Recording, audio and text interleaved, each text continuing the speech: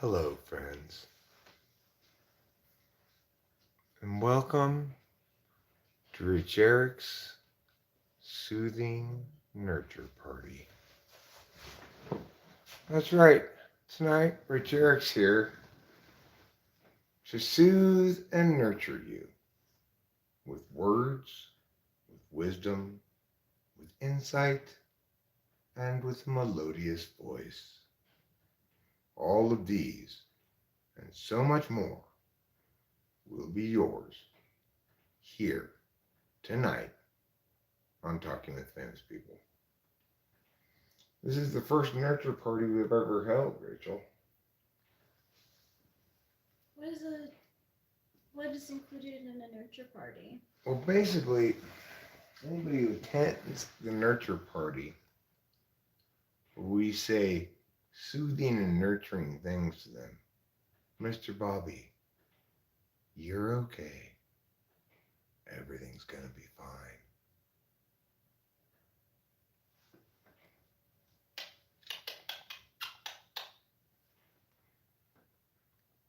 Yeah, pleasantness. Pleasantness swaddles you like a sweater of goodness.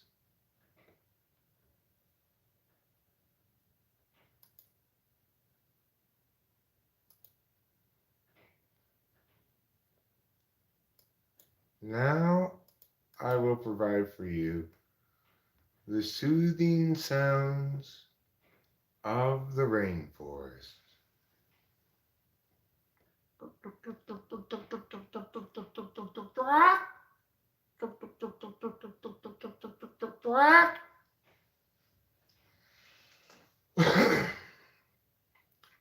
Here's the sound of rain falling. Pitter patter, pitter patter, pitter patter, pitter patter, pitter patter, pitter patter, pitter patter, pitter patter, pitter patter, pitter patter, pitter patter, pitter patter, pitter patter, pitter patter, pitter patter, pitter patter. It's also the sound of somebody living with a lot of small children. Because I don't know if you've heard, Rachel, but little feet make a pitter patter. Pitter patter, yes.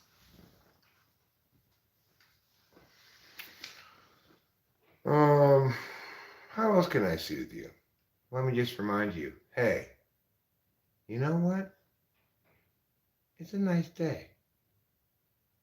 Hey, would you look at that cat? She's pretty. She's a pretty cat. Aren't you glad we don't have garish and varied colors in our background? That wouldn't be soothing. Instead, we've got plain old black and white, just like the Oreo cookie of your heart. So what else can we do to soothe and nurture you? Well,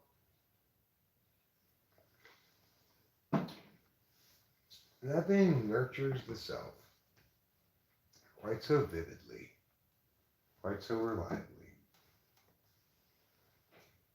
as a nice, healthy bong rip.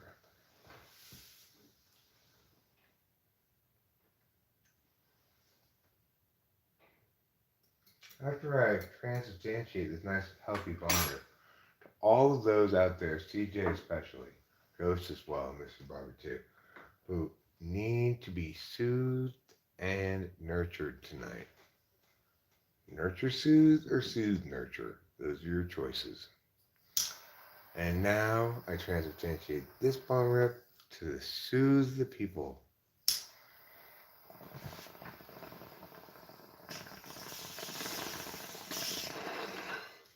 Are you loving the new lighter? I love this new lighter.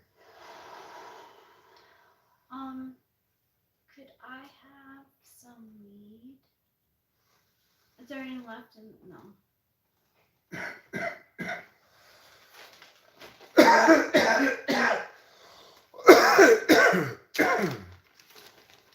You know, I'm beginning to think of this whole relationship we have with Susan.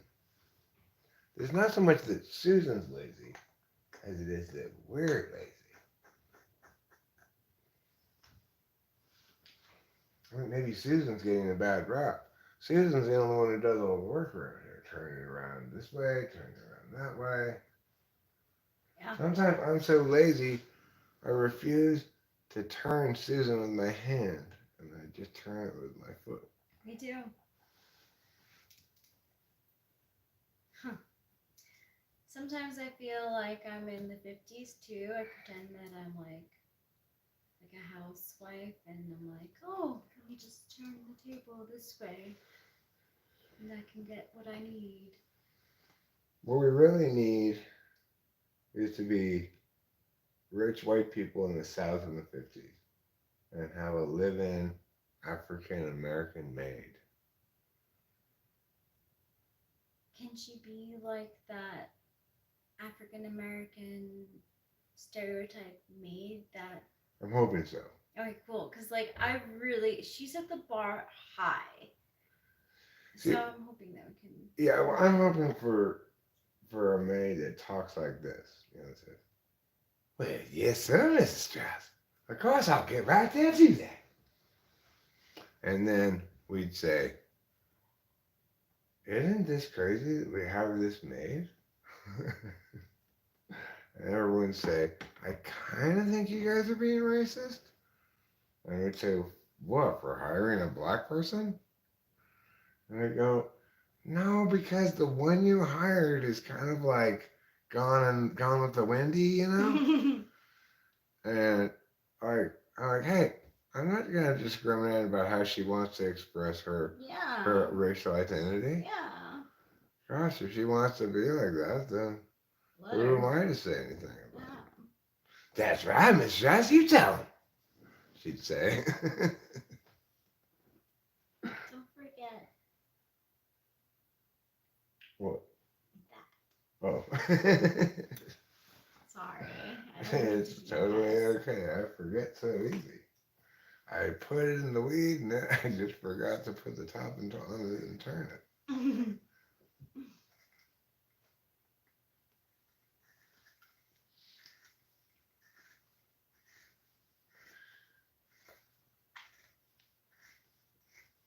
There.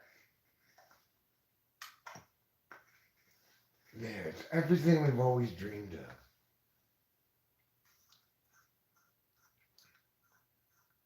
She does practically make that movie. I'm not a huge fan of Gone with the Wind. And people never even talk about this sequel, Remains with the Wind. Oh, Remains with the Wind. Yeah. It's different than Gone with the Wind because it's about a wind that stays in one place. I'm not a huge fan of Gone with the Wind because it is way too long. And because it's way too long, I kind of don't empathize with the characters. Also, she doesn't really believe Clark Gable. She thinks that Clark Gable really does give a damn. Yeah, I do. After all, Clark Gable probably cut the bulk of his career on giving a damn.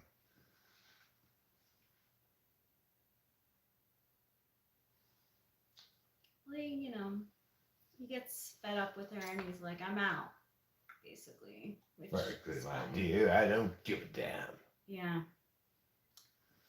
But,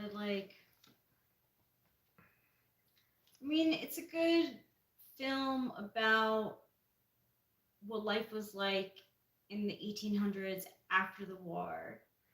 Like, during the war and then after the war. The Antebellum South. Yeah. So, it's a classic, but it's not necessarily my favorite. Every one of the movies kind of like, but more or less they're still slaves, right?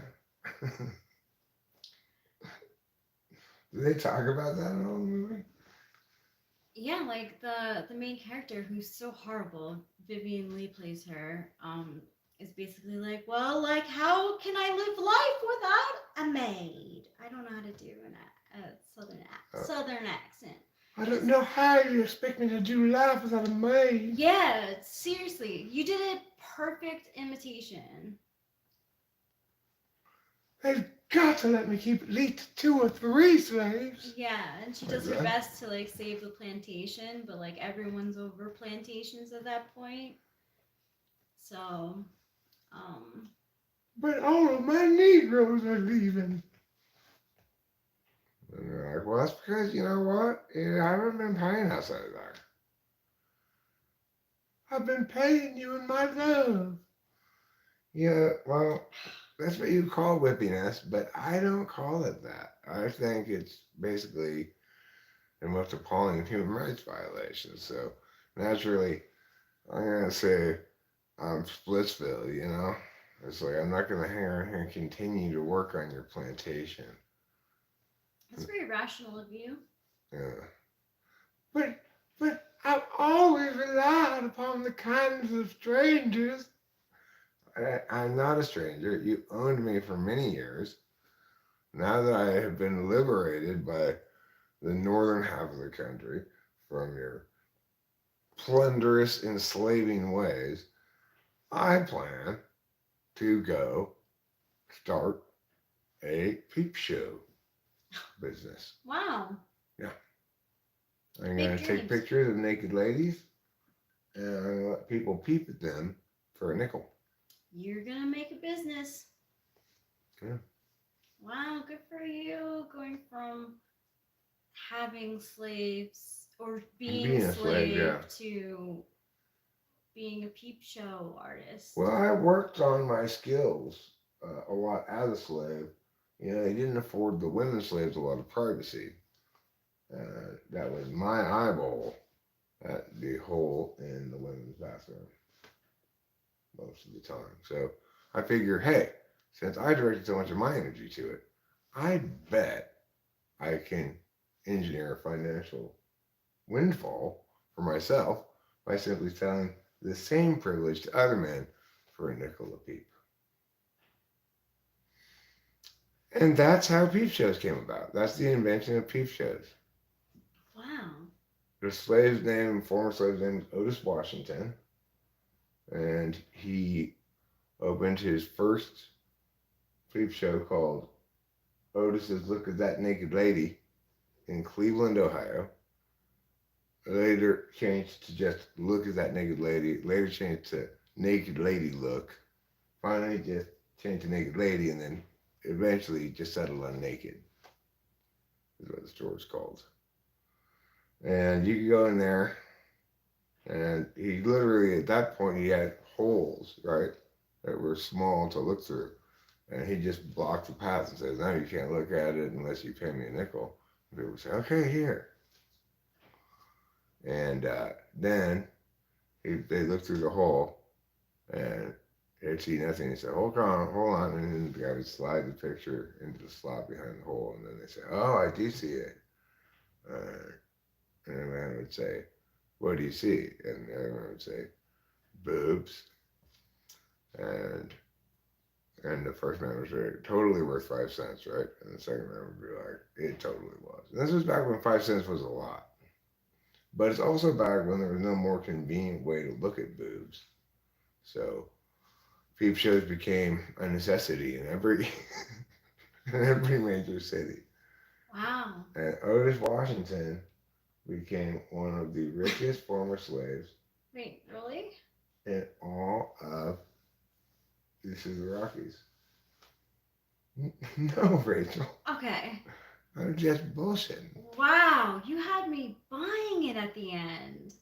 I'm Huh. like, wow, this guy was a slave and he He took invented over. peep shows. No, it's just Eric making up a story. It was a good story. I like it. Thanks. I'm Um, pretty good at making up stories. You are. You're very good at it.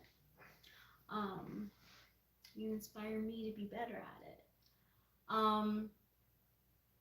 So Mr. Bobby wanted to know why in The Office you found Michael Scott cringe, and now I remember the last episode that we watched and what made you cringe, and it was the episode of the casino night, and Michael invites two ladies to the casino night, And it was just like too much for Eric to handle. It was just like, oh no, both these ladies are gonna be there. No. So Yeah. that's why. The Office is a little difficult for me to watch. A little bit straining on my FE sensitivities. That's what I said. No, well, I didn't put it exactly that way, but I understood why it would strain your FE sensitivities. Did the maid in response, C.J. O'Connell, say, "Oh no, you did"? Wait, Paris, Texas, did that have Joshua Jackson in it? Or am I thinking about another film? Because, like, it sounds familiar. It sounds like this, like, movie that I read about when I was a teen. And I was like, oh, I like these two. I like Joshua Jackson and, like, Jamie King. I was like, oh, she's so pretty. But I never went to go see the movie. I just didn't. It sounds like Paris, Texas is just ripping off the life story of, what was his first name? Washington? Otis. Otis Washington. Oh. Yeah. Yeah, I think so. I think they changed some things and they made it. Yeah. Because what happened with Otis is a lot of cities started saying, like, hey, you can't just be like this porn monger. And so then what he did is he started putting up on the walls of a lot of anatomical drawings, and he made the claim that it was educational. He was so successful in making this claim, in fact, that in 1926, in at least 3 different boroughs, public schools made a trip to one of his peep shows a field trip. And it was high school age students. And it's known as the largest public masturbation incident in New York history. What year was this? 1927. 1927? Yeah. So, like, maybe they were feeling the effects of Prohibition. Well, it was just that they took a bunch of high school boys to a peep show, hoping to teach them about anatomy. Oh. But instead, they just all walked off, and there were a lot of complaints. Whacking off was new in that day. Yeah, they invented it, in fact. Oh. That was the day it was invented. That was the day it was invented. Masturbation was invented the day 3 boroughs in New York elected to take 3 from all boys schools to a peep show to teach them about the anatomy of girls. And it took 3 weeks to clean up the man seed. That's Yeah. He was the dad in Pretty in Pink. Oh, I do know Harry Dean Stanton. He's in a lot of good movies as, like, side characters. I know him mostly from Pretty in Pink. The headlines the next day were, Women's Anatomy Museum finds itself in a bit of a sticky situation.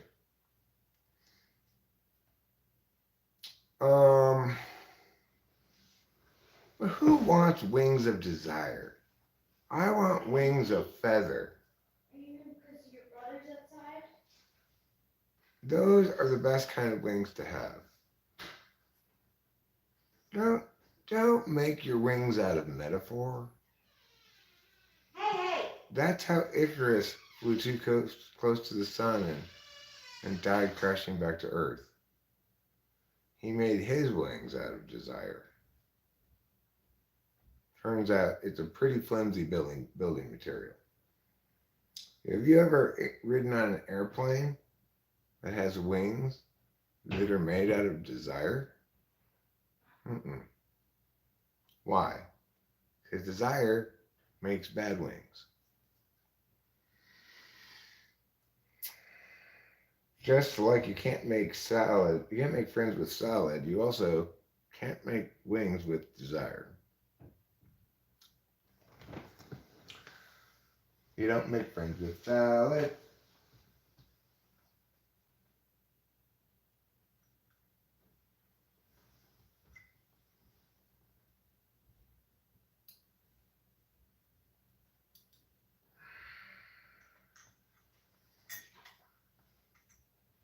As Mr. Smithers once said, some of the problems, one of the problems that follows naturally from blocking the sun is that owls will deafen us with incessant hooting. Have you ever heard that one before? Another Simpsons joke.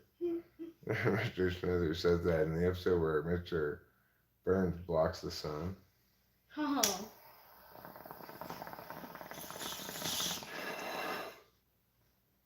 You're better at remembering Simpsons episodes than I am. Although I have seen a lot because that was like an adult cartoon that my dad let us watch growing up. That and South Park, although he didn't like South Park as much. I do tend to remember specific jokes from The Simpsons that I liked a lot. Like, Man Alive, there are men alive in here, which is something that the Environmental Protection Agency people in their hazmat suits say when they investigate the fumes in Moe's bar. Oh, pity. Of course, did you let her out 1 minute ago? Yep. Well, of course, she has to come right back in. Trouble followed her outside. It was so annoying. You don't need to worry about her so much. She pleases herself just fine. I mean, he never really gets her. He just chases her a place, you know? And she's not afraid to hold her ground periodically, especially if she has a height advantage. So, Yeah, when she has the height advantage, she backs down. right. He's not as much of a bully as it looks like. He's more like some of the time it seems like he wants to play and she doesn't. She's not a player. No, she doesn't like He's to a play. little bit more playful. Like he likes to play with the lavalier cord and my earphone cord. Oh, maybe I should get him a toy of some sort. I also like this quote. Look at him standing there on 2 legs, like a little Rory Calhoun, which is something Mr. Burns says about one of those little dogs. I always thought to myself, who's Rory Calhoun? Yeah. But the joke of it is, standing on 2 legs is any human being, right? Yeah, it's so funny. But Mr. Burns doesn't see people as that, like that. Yeah. Mr. Burns is funny. What's his type? I'll tell you that he's most commonly typed as INTJ. Is he? Or am I thinking of Smithers? No, Smithers wouldn't be INTJ. I can see why Burns would be typed INTJ. I mean, he's such a stereotypical villain guy. It's hard to type him. He seems more ESTJ than anything, though, with his like that. There's this episode where he has to start recycling to get rich again because his portfolio is so shitty, and his portfolio includes things like amalgamated slave holdings. And he asks everybody, "Well, how are they doing?" And they say, "Steady."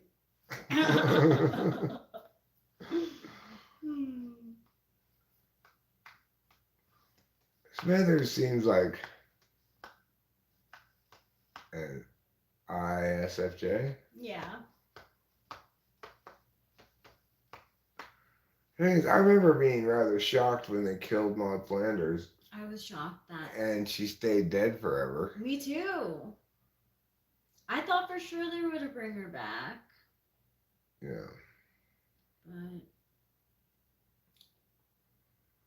Of course, other of my favorite jokes in The Simpsons are when Lisa tells Homer that about the Bear Patrol that and she says to he says,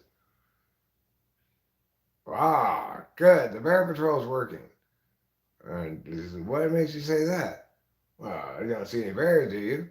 "That's specious reasoning, Dad. Here, this tiger keeps rocks away. You don't see any tigers, do you?" And he says, "Lisa, I'd like to buy your tiger for renting rock."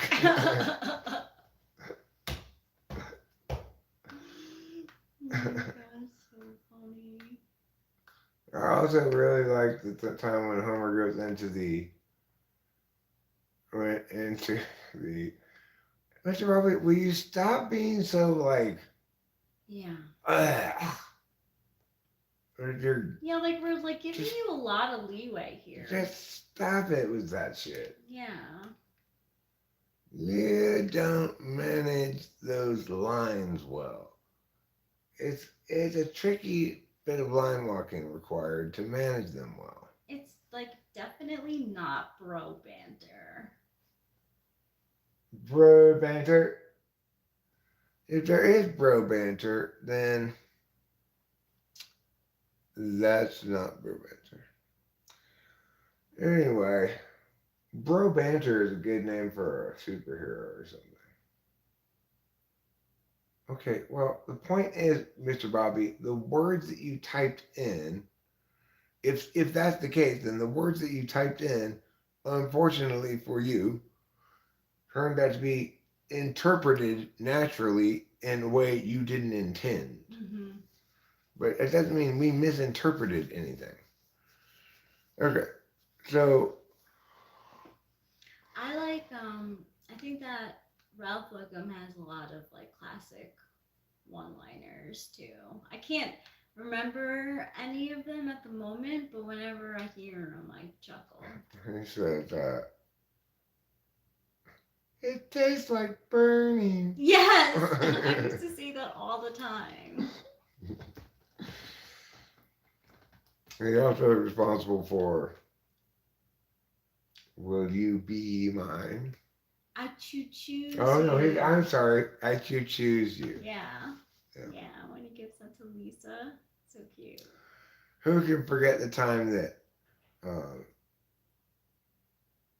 what's his name? Bart's friend, dorky kid. Oh yeah. What's his name? I want to say Bart Milgram, but it's not Milgram. Nelson's the bully. Millhouse. Millhouse. When he says, somebody takes they're lost on island and like, well, how are we gonna get food? And they're like, I know. I'll just use this to free dive and get it down. And takes Millhouse's inhaler, and he says, but I need that to breathe. It just made me laugh so much. He had already taken his glasses to oh my god. to start a fire with. Poor Millhouse. and immediately broke them.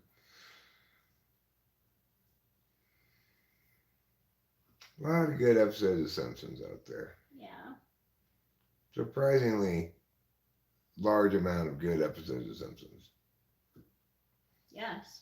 And lots of good quotes. I always remember Marge Simpson's quote when she finds gum in Bart's hair. Maybe that's shampoo. Maybe it's shampoo that washes out.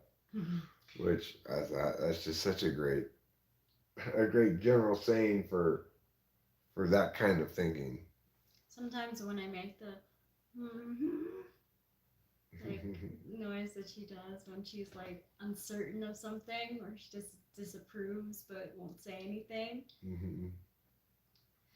I also really like the exchange where Marge says, "Mm, I'm a lucky lady, homie. And I'm a wonderful man." I like that one. And I like when the episode where the lady who plays Itchy and Scratchy comes to work with Homer because he's being Poochie the dog. Oh And yeah. she says in Scratchy's voice or Itchy, I don't remember which is which. Um, I'm a lady, a beautiful lady.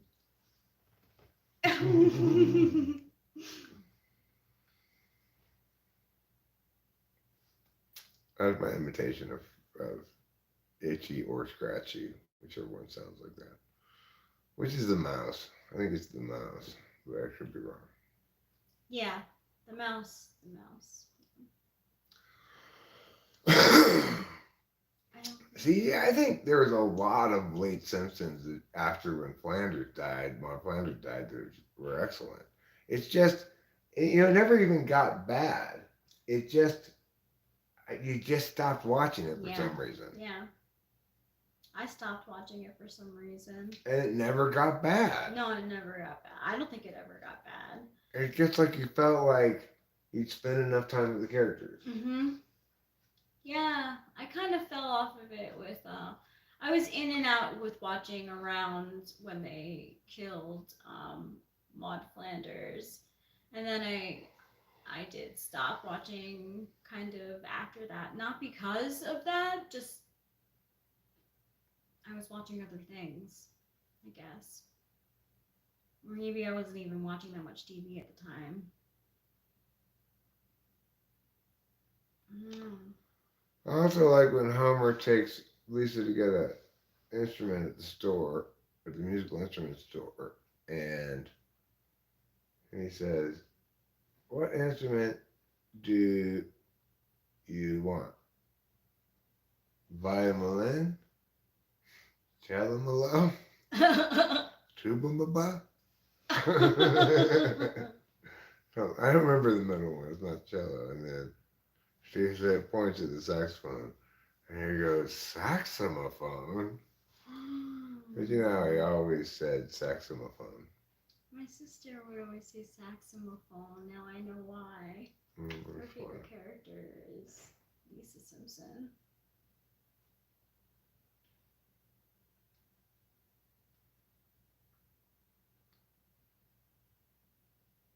I also like Moe's statement that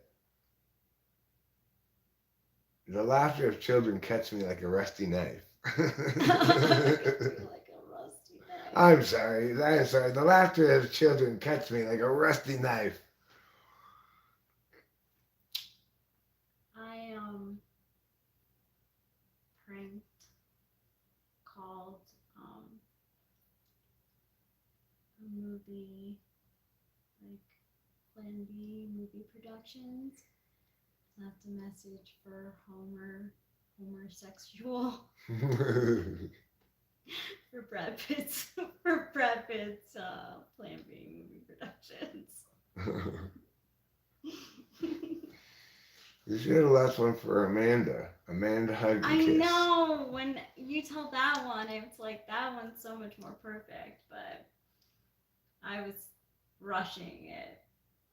I knew I wanted to use a Simpsons prank, but I didn't know which one. Homosexual felt right at the time. There's also a hilarious joke in the episode where Homer finds ambergris, and I don't remember exactly what the joke is, but it basically, I don't remember the other part of it. Then the one part of it, Homer just goes like, delicious ambergris. Which, of course, is not hamburgers. That's not the point. the point is, that's a good episode with the ambergris. So, worth revisiting. If I feel like revisiting the Simpsons episode, maybe I'll revisit that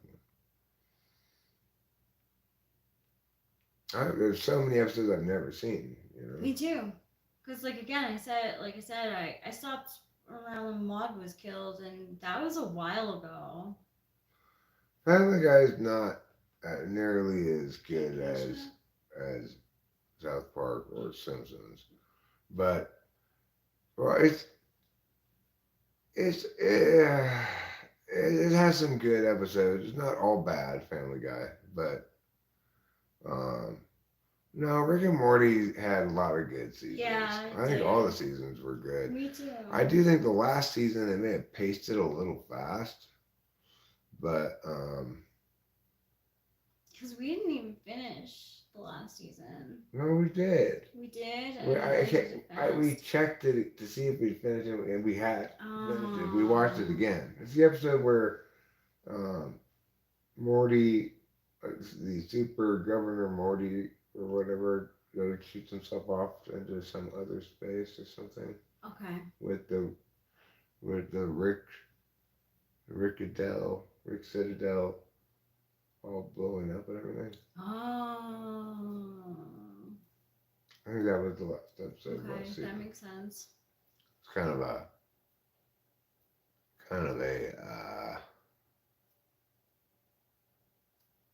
what do you call it? Cliffhanger.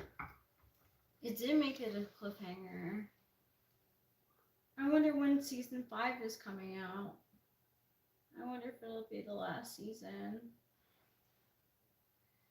Family Guy is just kind of, it's just not as nuanced, you know? It's not as well written, it's not as subtle. It's subject to the critique that South Park makes about Family Guy. You know, it's just a sequence of jokes and there's no storyline and whatever. And yeah, it's Family Guy is made by an ENFJ. South Park's made by an ENTP. And Simpsons was originated by, I think, an INTP. Oh, that's funny. I think Matt Groening is probably an INTP. Mm.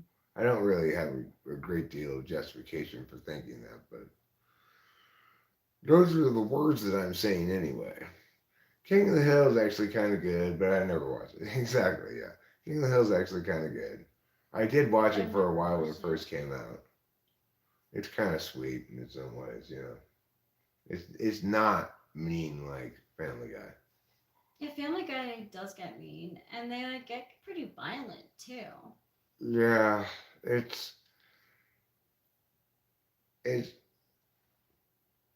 by an intuitive, but it plays as much less intuitive. Yeah, yeah. South Park is definitely the best. Yeah. In terms of intelligence and often in terms of funniness too.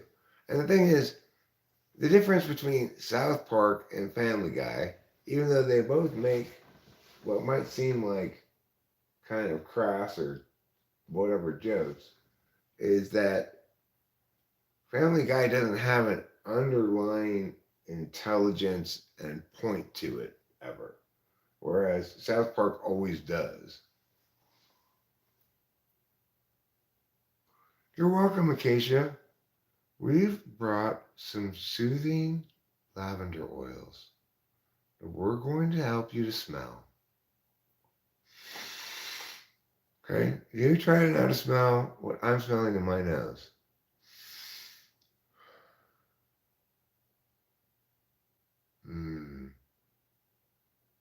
Soothing, isn't it? It's the smell of yourself being nurtured. It's a rich, gamey smell. The smell of you. Go like this. Rub your fingers behind your ears and smell it. That's the scent of you. Oh, that's the smell of you. Especially if you haven't recently taken a bath and you get a lot of greasiness behind it. Then it really smells like you. I just took a shower because I got sweaty earlier, picking up the gray stuff from the wall. Hi, Li Lass. Yes. Everybody, I'm going to give each of you a hug. And then I'm going to each let you take turns breastfeeding a little bit. Okay? Here, I'll squirt it into your mouth. CJ, this for you.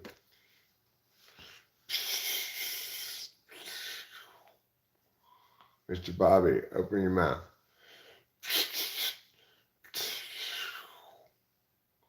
Last year I'm breastfeeding you too, to be nurturing.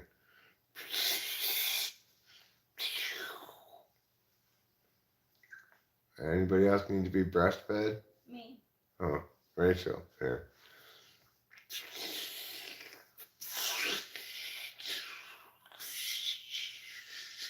Trying to get a landed trick right in your mouth. It's hard. Okay, finally everybody stops crying. Let me burp you all.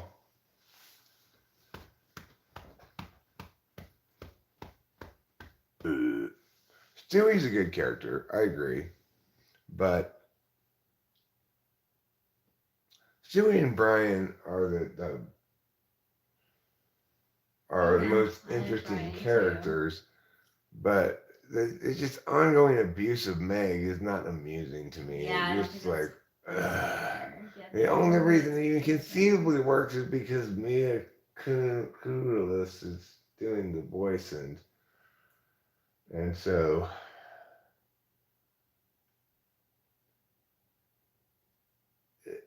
are you knowing that makes it kind of have a funniness that it otherwise wouldn't some of the time. I still don't think it's funny. But I'm surprised she's like fine with it. Well, I think it's funny that people say, "Shut up, Meg," when they see her in the street.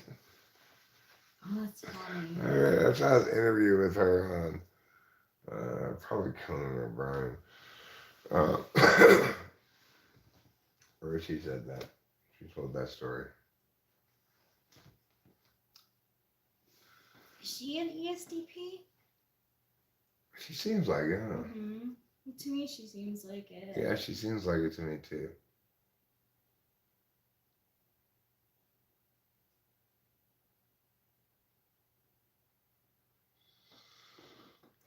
She actually, like, did, like, an action movie. So, it goes to show that she can. And she was in, Black Swan, which was extremely physically demanding. Because he has to float on top of a bucket of water? Is that what Baller is do?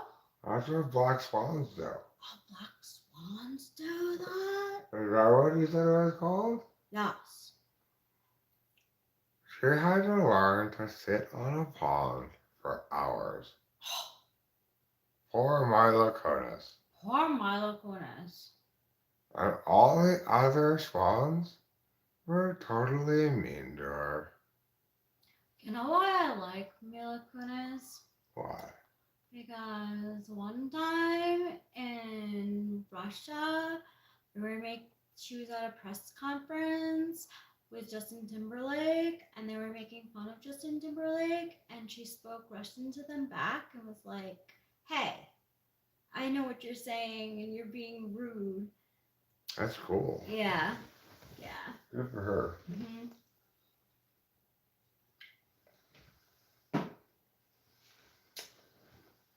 I think we need to be a Brangelina, but Rachel doesn't sound good. Racheric sounds a lot better. Racheric does sound better. Yeah, there's nothing heartwarming about it. Hey, Levi Samuels. The consequence is just kind of one note.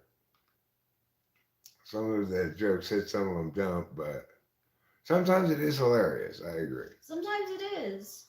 And that's the problem with it. Sometimes it's hilarious, and sometimes it's like,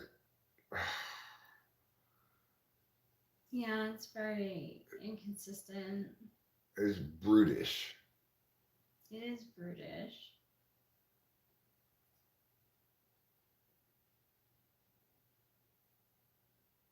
And then Meg tried to fuck him, and then they went away. It's like so awful, right?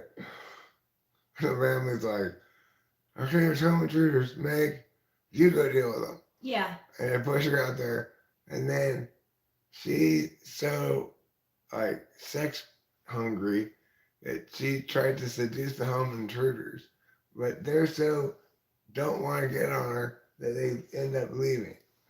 Like that's just so just over the top mean to Meg. That is so mean. She does. And they have like this thing where in the show, like, it's not completely sure if Meg is Peter's daughter.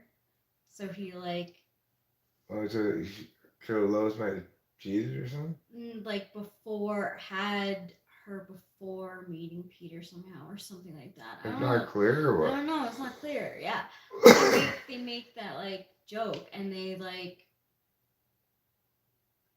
basically say like, oh, it's okay, like that we abuse his character because we don't even know if it's Peter's. I'm like, that's such crap. Yeah. Rachel's middle name is Sparkle Butter. Rachel Sparkle Butter Lapaloosa. Thank you for telling them that. I was a little bit nervous because a lot of people don't believe it. Yeah. A lot of people think, that can't be your own. Sparkle Butter. Sparkle Butter. It's a family name. For generations back, the Lapaloosas have named their girls, their firstborn girls, middle name Sparkle Butter. They were hoping to get a horse, but they got a grandkid instead. Horse or a cow to get either sparkles from a horse or butter from a cow. Because they got Rachel. Oh, yeah. Yeah. They got me. But you know, it's not a bad middle name. I like to call you Sparkle, Butter, Coal, Butt, Spa, Burger. Those are all nicknames I can use for Sparkle Butter. I like that. Thanks, Acacia. I think your name is beautiful too. Like they were talking about Acacia in Naked and Afraid, and I thought of you. Apparently, acacias have some big thorns. They use the branches of the acacia tree to make what kind of shelter, Rachel, in Naked and Afraid? Bomba? Bomba? Boma. Boma. I'll accept that answer. Close enough. Boma. Thanks. Good job. The best roofing for an A-frame or lean-to shelter is made out of what kind of leaves? Palm fronds. Boom, 2 for 2. This woman knows her Naked and Afraid. Your last name means thorny too? Does it?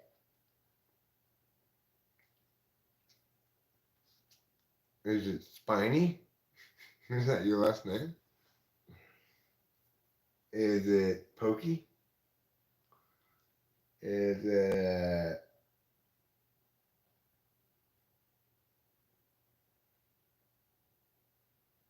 Espinoza? Espinoza means thorny? I did not know that. Espinoza. I thought it meant it's a penis nose. I have breastfed my cat when I was a kid. I forget what that cat's name is. It was a blue-eyed Himalayan cat that was taken from its mother too soon. So it liked to. We weren't at fault for that. It liked to, if you put milk on your shirt, and we just suck all the milk off of it. Mm. It had like, yeah, I grew up kind of sucking on your shirt for way longer than it should have, you know? Oh. So it's kind of a weird cat. Anyway, one day it disappeared. I don't know what happened to it. Hmm. Like all of our cats, it was mostly an outside cat. Because mom was allergic to cats and she didn't want them all running around everywhere. And she said, don't pet them too much because they get dander in the air. That's what she told me. So I said, okay. And then I put my face in the kitty and said, don't rub your face in it like that. You're going to get dander. And I did get dander. It made my eyes itch or whatever, but I didn't care. Because the kitty was so soft. Oh, the kitty was so soft. Very soft kitty. That's what an intuitive does to get sensory stimulation. They Yes. rub their face on their cat. I also get face push from my Oh cat. my gosh. I love it when you get face push from cats too. I love it when I get face push from her also. I get very, very rarely though. Real face push You- where she pushes her face into my head. It happens more often. Yeah, but it's hard to get her to do that. You gotta really spend some time taking it Mhm. slowly, making Yeah. love to her, Yeah. and then Yeah. when she gets really lovey, Mhm. she'll be like, okay, let me push my face against your face. She loves my shoes. Like, she's such a girly girl. Like, she loves to like rub her head against my shoes. It's the cutest thing. Have you guys ever seen Nathan Fielder's stuff like Nathan For You? I've never heard of it nor seen it. Okay, I've seen it and I actually think it's funny. I don't know why, but his deadpan humor makes me laugh. CJ says he's a need to be playing an ISTJ, perhaps. Really? Interesting. Is it a TV show or a YouTube thing? It's a TV show. We could probably get some like it's called Nathan For You. He kind of like, how would you explain it, CJ? Oh, it's way better than Sacha Baron Cohen. So he does sort of stuff like that. And he like plays like he's dumb. Okay. Let's check it out, maybe. Well, I have to check. It's on HBO. Well, I'm not going to check it out. I'm not going It's to on get HBO. HBO. What the heck is that crap? There's not enough good stuff to get HBO.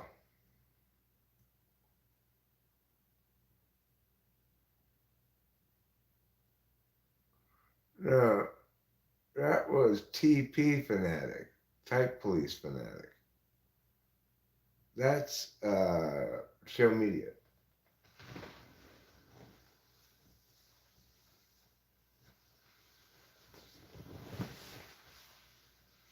That's show media who did that.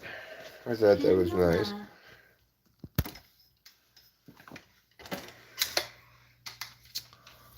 Okay. It's time to go. Not inside, but outside. And for what reason?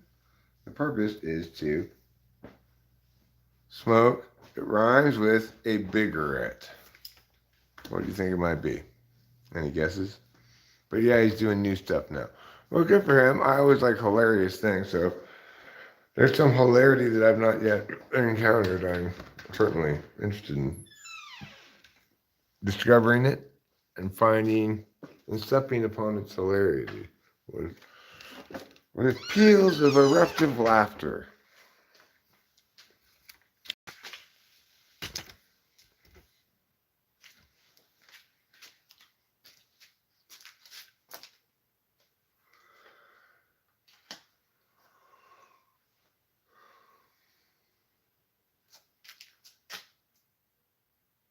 Boba Fett is a Pokemon?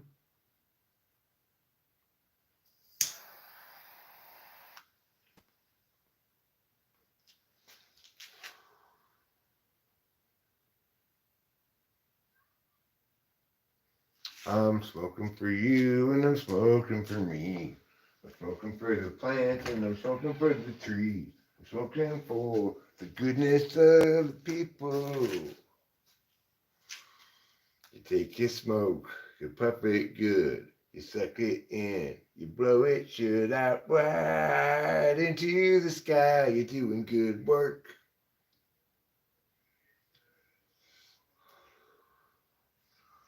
All of the children and animals and plants, they all benefit from this chance to be introduced to some kind of tobacco secondhand smoke.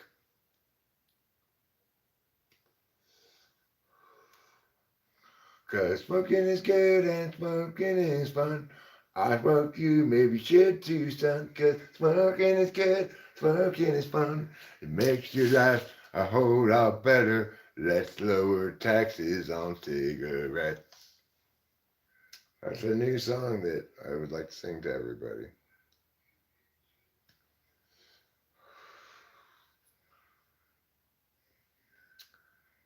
I want to do pro tobacco advocacy. You know, it's like I'm not affiliated with any tobacco company. You got all these fucking bullshit ads on TV. Truth, which is the most obscene, like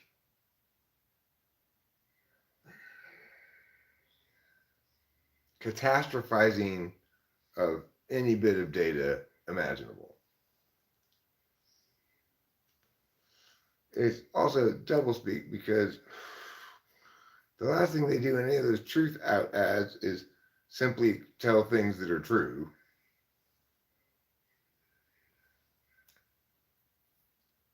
You know, in any kind of fair and balanced way. It's a tobacco demonizing propaganda protocol.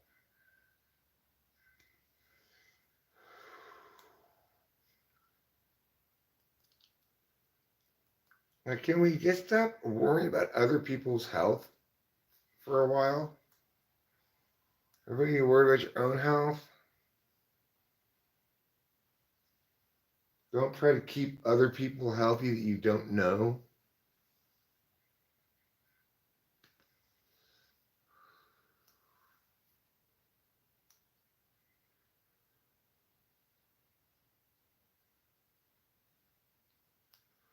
This ends up being judgmental. Well, good for him.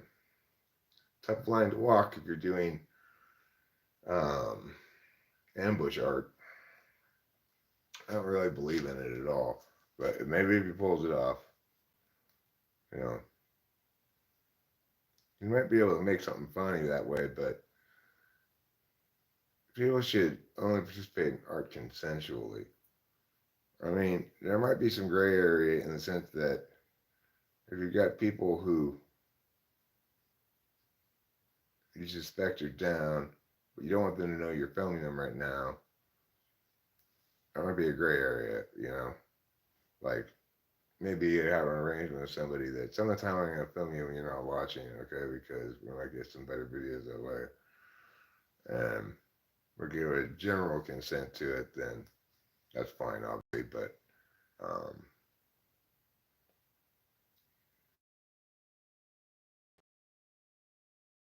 happening and you want to capture it and you don't want to consent from people, you know?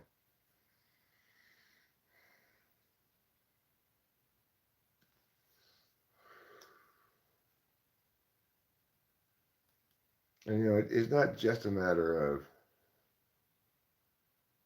of whether something's of public interest. It's a matter of whether it's artistically compelling, really. So you might capture a moment, an authentic moment of family members enjoying each other's company. It turns out to be a very compelling video, but you had to kind of sneak up on them to get it, you know? Those kind of things are gray areas, but by and large, I'm not really a fan of ambush art. I think it's morally questionable at best.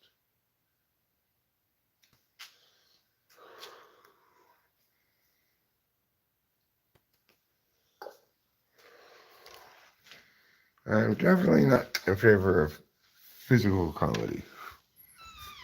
Nor am I in favor of prop comedy.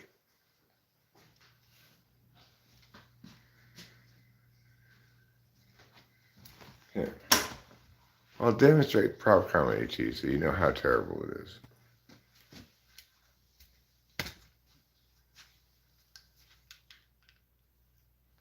Guess what this is called? A lighter knife. I guess it's not so heavy. That's prop comedy right there. That's just like better than most prop comedy, even. That's how bad prop comedy is. So let's just nix that whole subgenre of comedy. It's almost like a film called Finding Francis, and it's really good. You need to stop recommending just arty films. Recommend some fun-ass movie that doesn't require me to be all arty to like it. I don't like to feel things very much in movies. Like, I don't like to feel sad in movies. Also, I don't like to feel like, oh, which I guess is sad.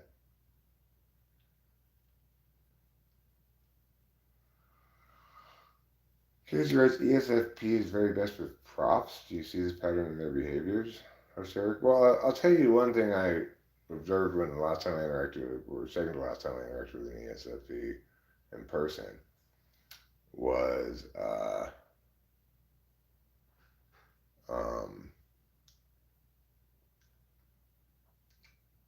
when we got to the realtor's office and the old owners started rattling off a bunch of facts about the house. And I just sort of stood there listening and nodding and smiling. And David, my realtor, was like, should I write this down? Let me write this down. And he wrote it all down for me. And I never even looked at the list again. I'm sure it had a lot of useful information on it. But I just wanted to explore the place and figure it out myself. I didn't feel like being told everything about my new house. Never know. I think I'm in the INTP. Not sure what I was thinking as an INFP, but who knows? Although I will say, usually things need about NTM measure for me to give me attention to it. Well, I mean, INTPs are notorious for doing that, actually. For having this moment of thinking they're INFPs. Seems less common that INFPs have that moment thinking they're INTPs. They might come into a typing session, but they seem to settle better on their type than INTPs. Neither of them are good at settling because there's NI counter value and any tool, which means they're just constantly coming up with other possible reasons why it might be meow.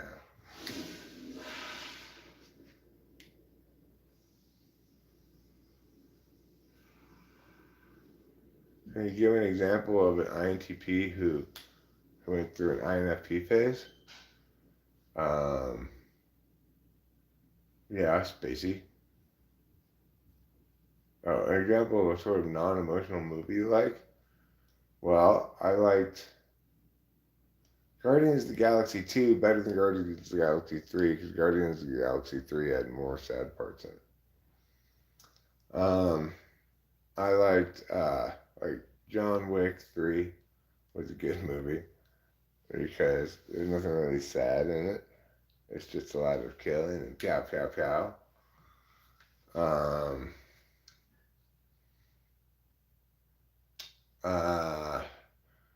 I liked,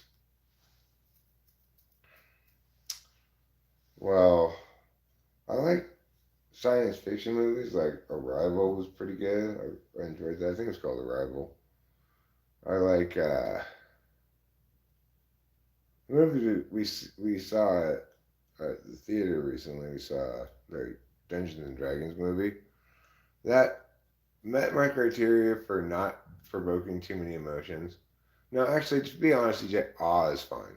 Aw, that's fine because that means something cute's happened and that's fine.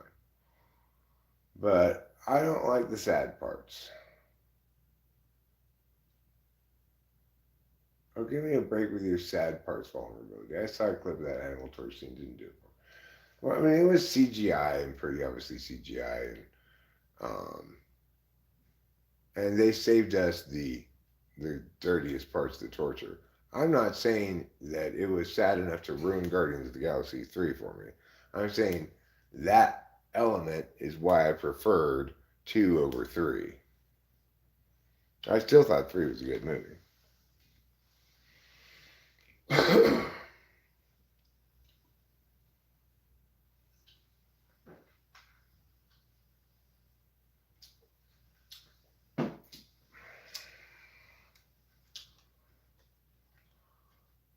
Movies that I like that aren't sad,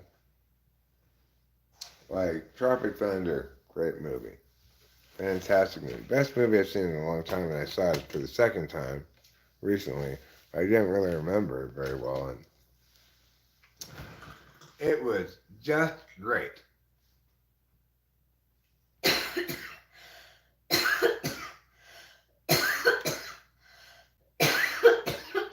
I agree, it was more childish a movie than either of the first two because it was less well done,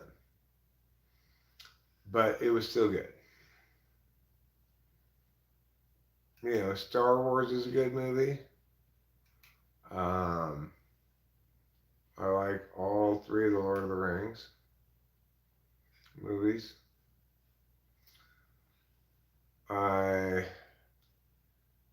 I mean, I've seen a lot of movies, but I don't necessarily remember a lot of movies that I see. I see a lot of disposable movies. Like I saw this movie called The Foreigner. It was based on a book called The Chinaman, and it had Jackie Chan in it. That was a very disposable movie, but it didn't bother me in any part enough for me to stop watching it.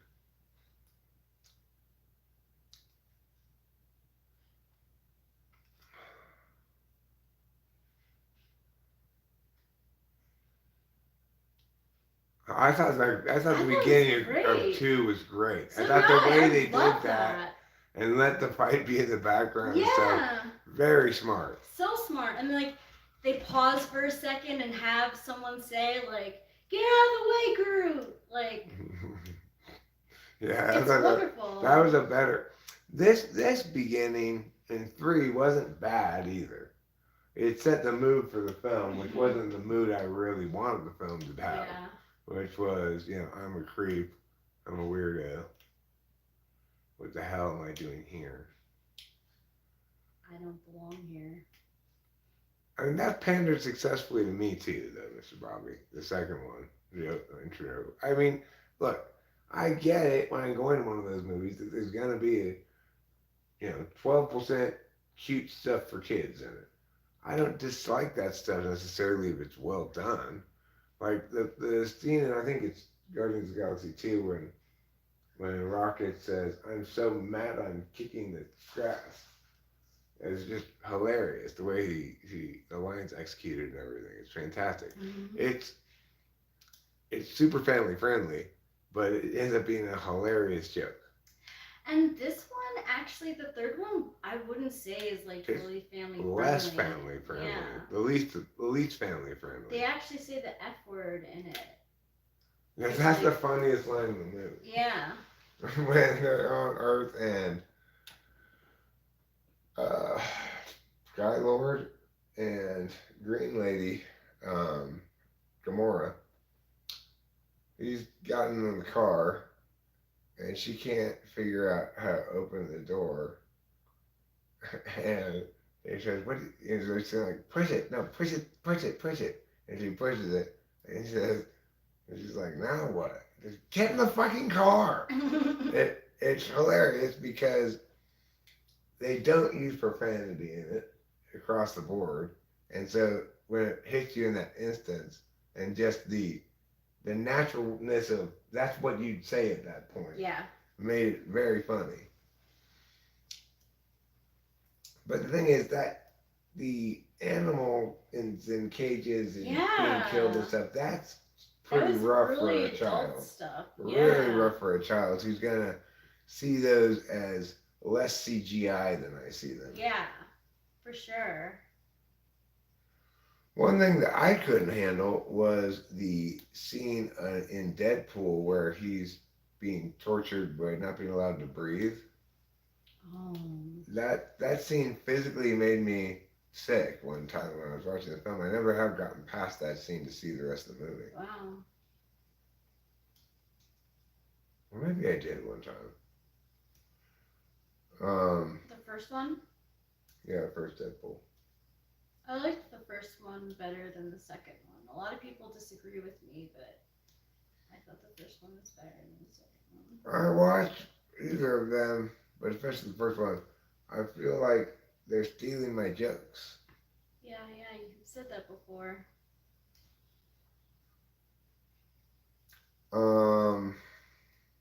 Of course, people think I stole it from that, but that's not the case. Mm. It's just ENTP, right? Sometimes write the same jokes, you know, Mm-hmm.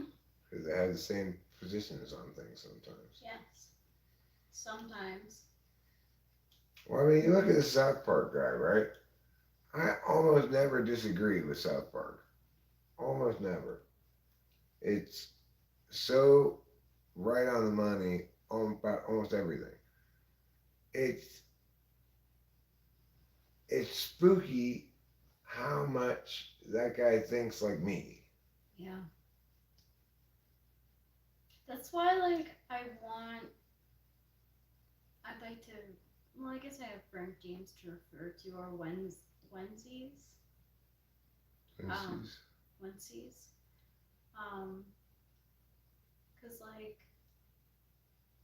it's nice to see a mirrored, like,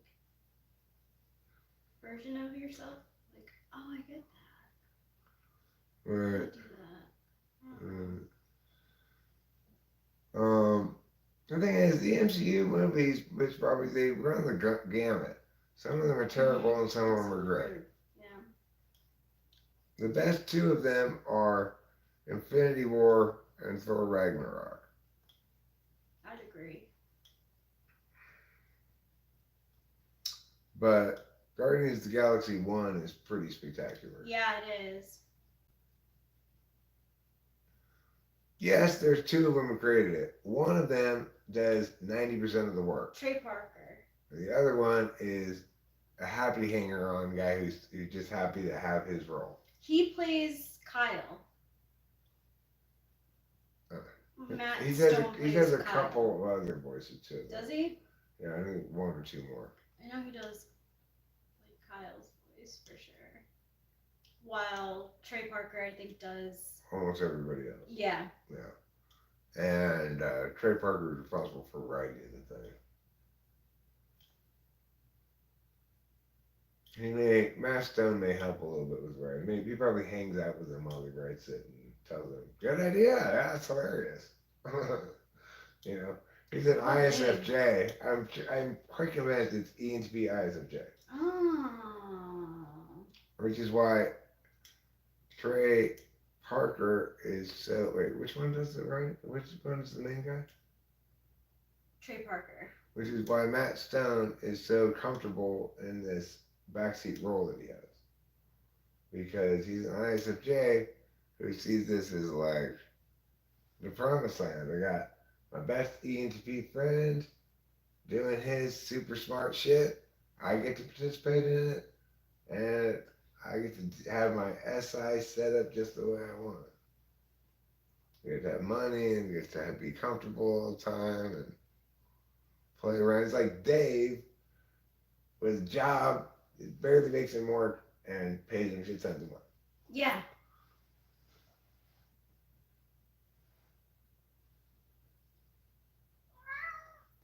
Yeah. I will always remember when Matt Stone and Trey Parker dressed up as J-Lo and Gwyneth Paltrow on the red carpet. I think it was for the MTV Movie Awards. I'm not sure. I don't remember, but I don't remember what awards. If it was the Oscars maybe or the Emmys, whatever. But I was just like, that was fucking genius. I also liked the new Black Panther movie. I thought that was good.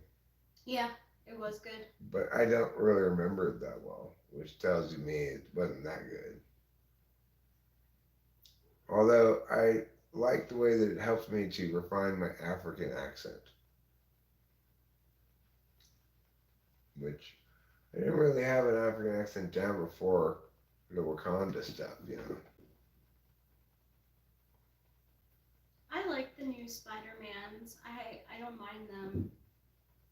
Yeah, I remember enjoying Spider-Man into the Multiverse, but I don't remember what happens or anything.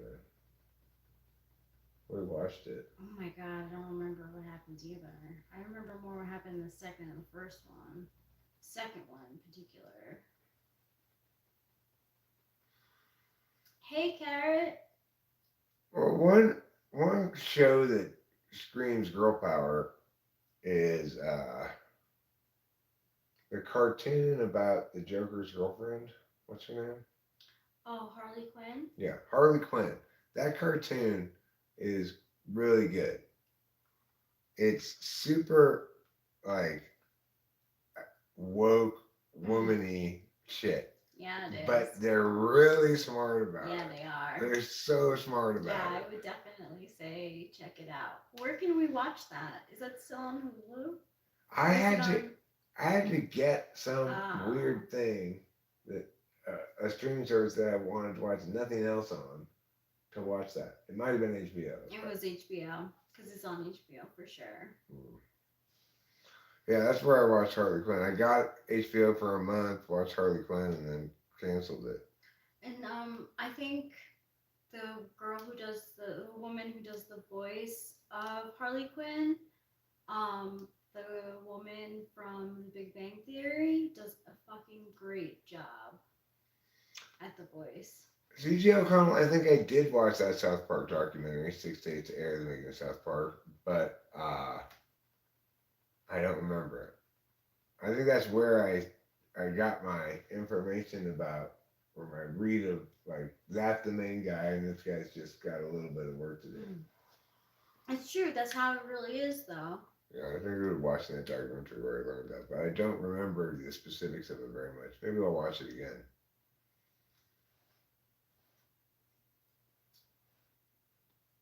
Some gnocchi. You fried it? I've never had fried gnocchi. I don't think. Maybe I have. I don't know. I think, Mr. Bobby, you need to evaluate the individual movies on their own merits instead of just shitting on superhero movies and animated movies. You know, I will say that for a little while I was like getting frustrated that like all anyone wanted to see in the theaters with me was like an MCU movie, which was a little frustrating because like I wanted to see more than that. And so like it was I got MCU overkill a little bit, but We've never really gone to see a movie that you especially want to see.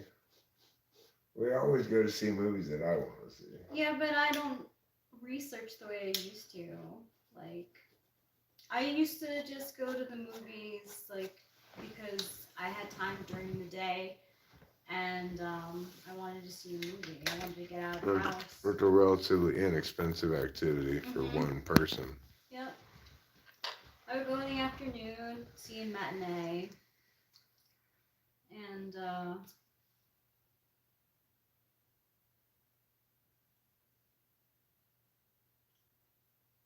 Noah Baumbach. Okay, that is very surprising. And now I'm interested in that movie. Who's Greta Gerwig? Greta Gerwig is not someone you would know. She's like an indie. Who's Noah Baumbach? Yeah. Noah Baumbach is a director, and you wouldn't know any of his stuff either. Too arty. Too arty for Eric. Yeah. They joke that Noah Baumbach, I think think in SNL they make fun of Noah Baumbach making like very white people movies. My Hero Academia is 4.5 anime. It's not a 5. Um, there are a couple of 5s in the current season of Crunchyroll. One of them is called Death Mount Dead Play. That's spectacular. It's just so good. I think that's the pinnacle of this season of Crunchyroll. But right on its tails is Hell's Paradise. That's super compelling. And no, My Hero Academia is 4.5 out of 5. It's entertaining. And I'll concede that it gets maybe a little less entertaining in this most recent season. Maybe I give this most recent season a 4. But I watch it every week. It was good. It didn't make me roll my eyes like some ones do. Like an example of a bad anime, which I'd give a 2.5. Maybe on a good day a 3, but I don't think so. But I still try to watch it a little bit. Is Summon to Another World for a second time. That one's not good. It's like it's just it's just clumsily written, and it's got too much of the like FD candy for the protagonists. It's just you're okay. Get on with it already. Yes, the king respects you and calls you Sama even though you're younger. Oh my god, can you imagine? Somebody would finally call me Sama. Eric Sama.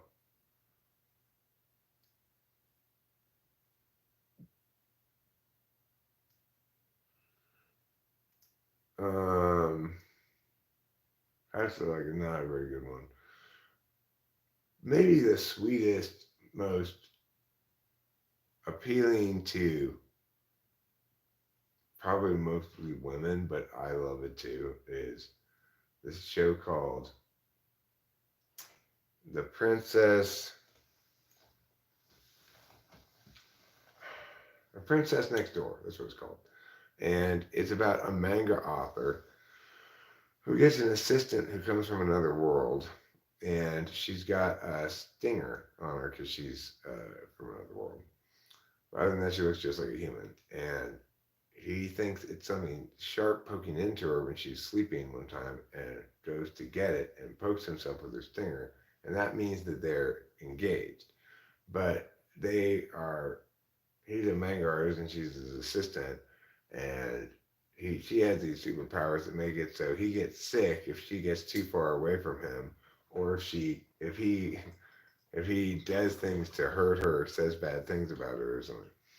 Anyway, it doesn't matter because he's already smitten with her, and she was a fan of his manga before she came to this other world, and is a very capable assistant. And then they went to the zoo in the episode today because he's got 2 little kids to take care of. They aren't his kids, but like his parents died, I think, and they're his way younger siblings. Like he's 20 something and they're like 7 and 9, or they might be his nieces and nephews. I don't know. But regardless, he's got 2 little kids to watch after. So they took the 2 kids to the zoo today, and then basically the little girl told them, "It's fine if you guys hold hands." And then they held hands by the giraffes, and they both got very much red faced, and then they took the kids back to the house, and they took pictures of things because they might need to reference it if drawing it in an anime. And they show his creative process and how he struggles with things, and then she comes in and encourages them and stuff, and it's just really nice. It's a super nice anime. I give it a 5 too. I give that one a 5. I also give How Raylena Ended Up at the Deuce Mansion. That one, it gets a 5 too. Also a cartoon most suited for girls. It's about this lady who dies in Japan and then is transferred to another world, the world of this book that she's read. So she knows what happens in the book, but she's a side character in the book, and she's supposed to be married to Duke Brooks and then killed by him. So she finagles her way out of that marriage and by blackmailing the Duke and with information that she knows from the book, and then of course they start falling in love. It's another love story. It's a girl cartoon, but I like the good ones. As long as there is a Kai, there's she goes to another world and there's dukes and stuff. It's like it's good for me. I like it, and she's cool. She's a good main character.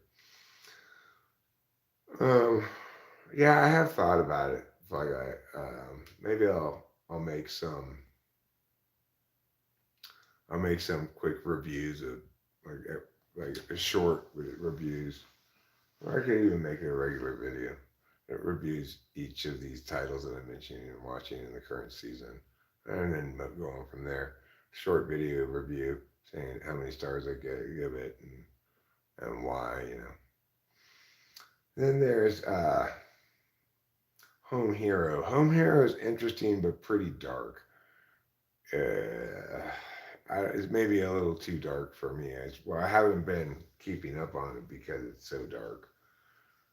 But nevertheless, interesting, really interesting, because it's like about this father who kills the boyfriend of his daughter because she's being abused by the boyfriend.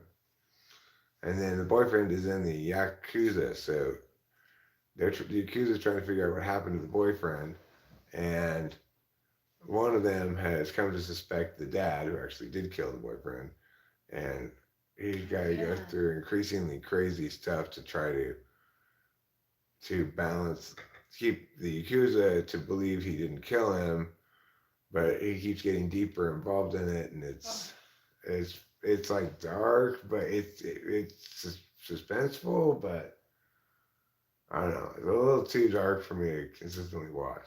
I'd probably give it a 4. I mean, because on Crunchyroll, you can only grade things by full stars. There's no half stars, which I like. I'd give that a 4. Um, and then a fun one that I like, which is a classic OP isekai, where you know the kid who's picked on and bullied and a loser in Japan finds a portal into the world, and his appearance changes, and he gets all these badass powers, and then he goes back and forth to both worlds, where he has the powers in both worlds. So that's the gimmick of this particular guy, and it's called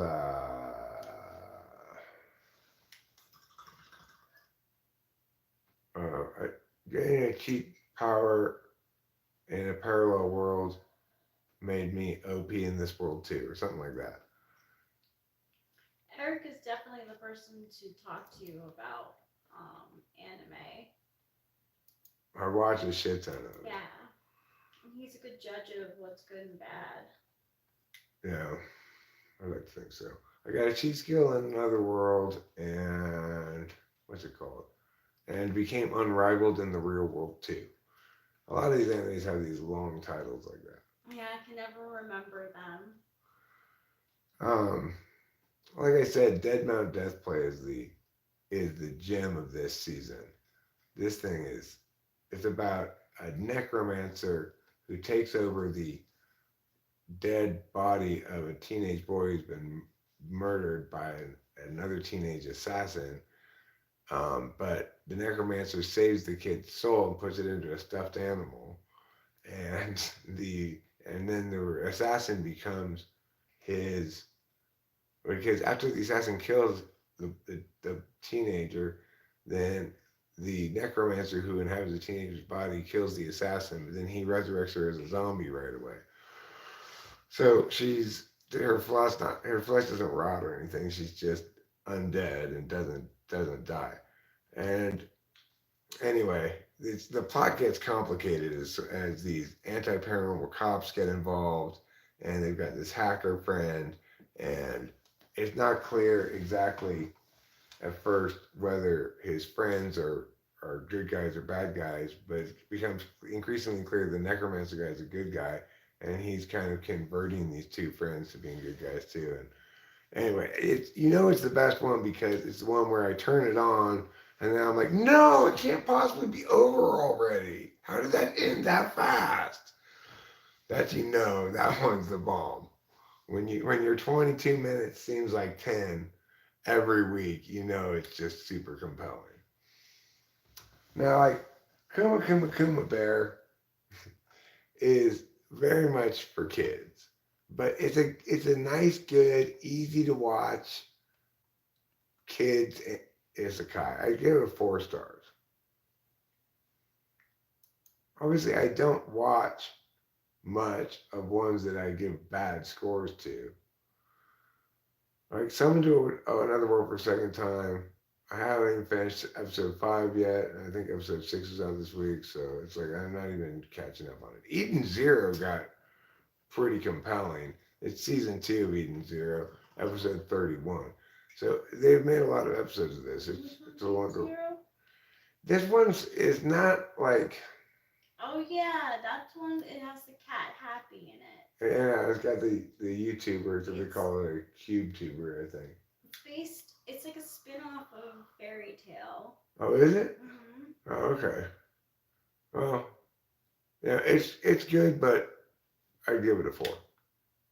Magical Destroyers, I'd give it a 4. It's the Otaku King fighting against this anti-otaku tyranny in Japan, future Japan, where they have all the otakus isolated in internment camps and stuff, except for this guy and some of them and his 3 magical girls, and they try to save otaku culture. Rokudo's Bad Girls, I'd give it a 4. Magic and Muscles, National Magic and Muscles is 5. Yes, I This like one, that one too. very entertaining. It's like One Punch Man meets Harry Potter. It's a guy who's got no magic enrolling in like a Harry Potter magic school, Yeah. but has physical skills that are so extreme that he can basically come up with some workaround for most magic things. It's funny, it's fast paced, it's clever, it's great. I like it. I like the animation too. Yeah, the animation's nice too. Ranking of Kings, I'd give a 4 to, but at least especially this new season called like the Vessel of Courage or whatever. Um, it's it's a good one if you want to be soothed and nurtured by a cartoon. There's not a lot of dialogue in it. A lot of stuff is shown but not said. The main character can't talk; just goes. So there's even not a lot of dialogue going on there. Um, and There hasn't been that much Boji, and from what I see. not as much Boji. Yeah. I don't know. It's like the first season seemed so complete. The second season seems kind of unnecessary. I mean, the second season of 4, first season of 5, for if nothing else, for being so different from most animes. Yeah. So strikingly original. Doctor Stone, I give a 4 to. It's entertaining. I watch it every week, but I don't love it. It's basically Minecraft as an anime. The Ancient Magus' Bride season 2 is better than season 1, and it's very interesting. That's a good sign when season 2 is better than season 1. Are you season 2 of 5? Sacrificial Princess and the King of Beasts is basically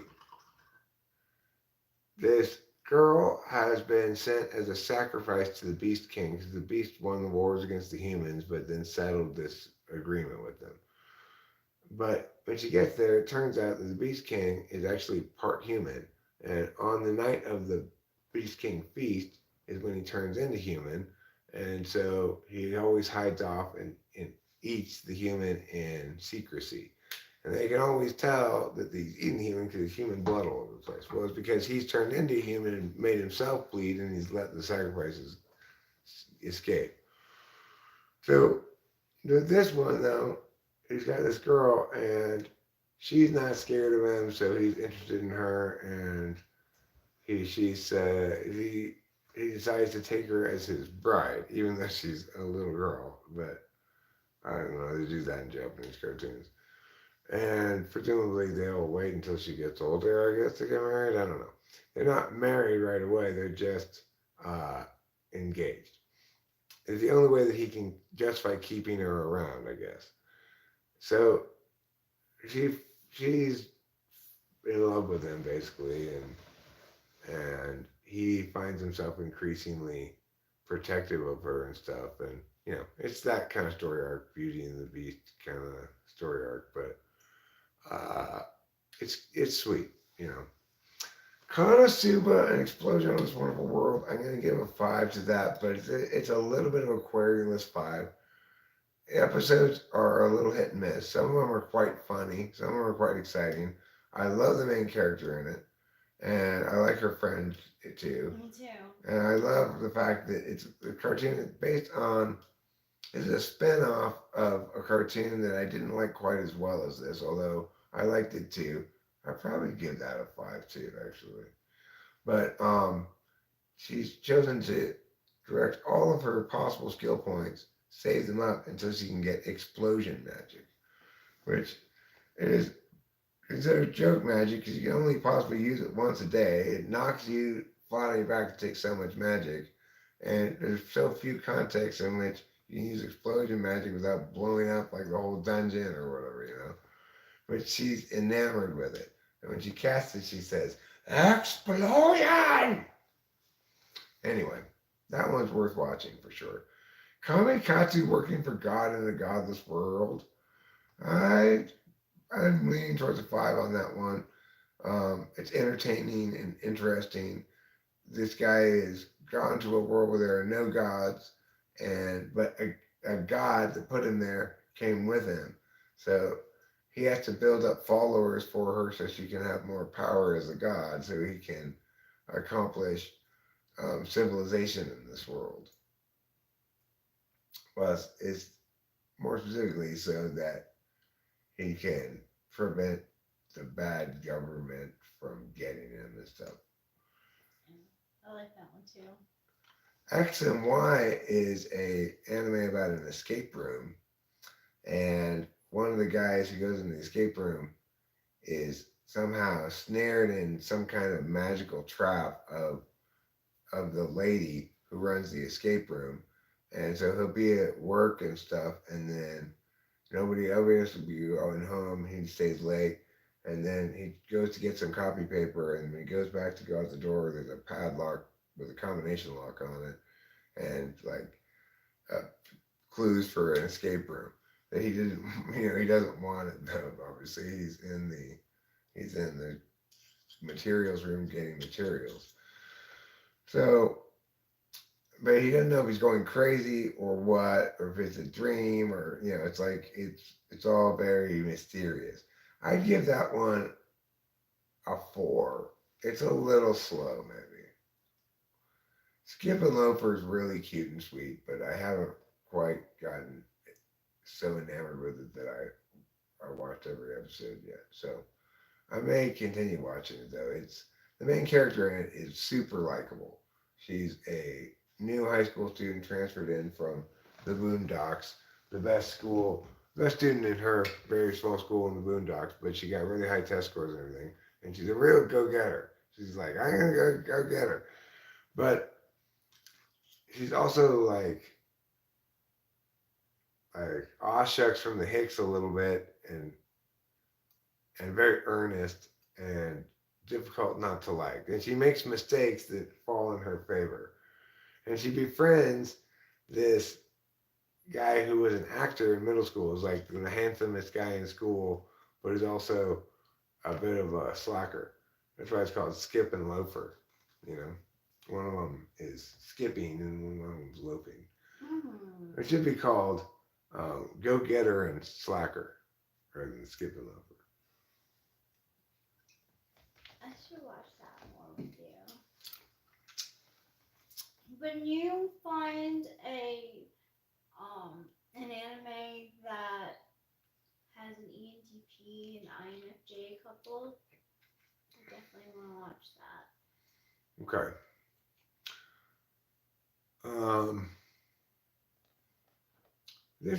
This could possibly That's be what I that actually. thought. He'd be the INFJ. INFJ. She'd be the ENTP. Yeah, that's why I want to watch it more. Alright, yeah, we'll do that. So that's just for this season. If you were to look back to last season was very good. It had a number of good animes. But yeah, I should make some little videos about those. People should choose spirituality over capitalism? You know what the best way to do that is? Is to go buy a book about spirituality. I suggest Amazon.com.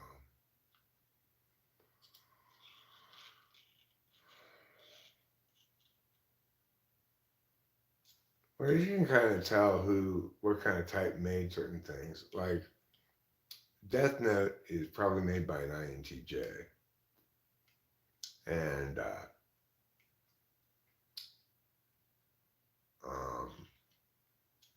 what's it called? Attack on Titan is made by some kind of NTP.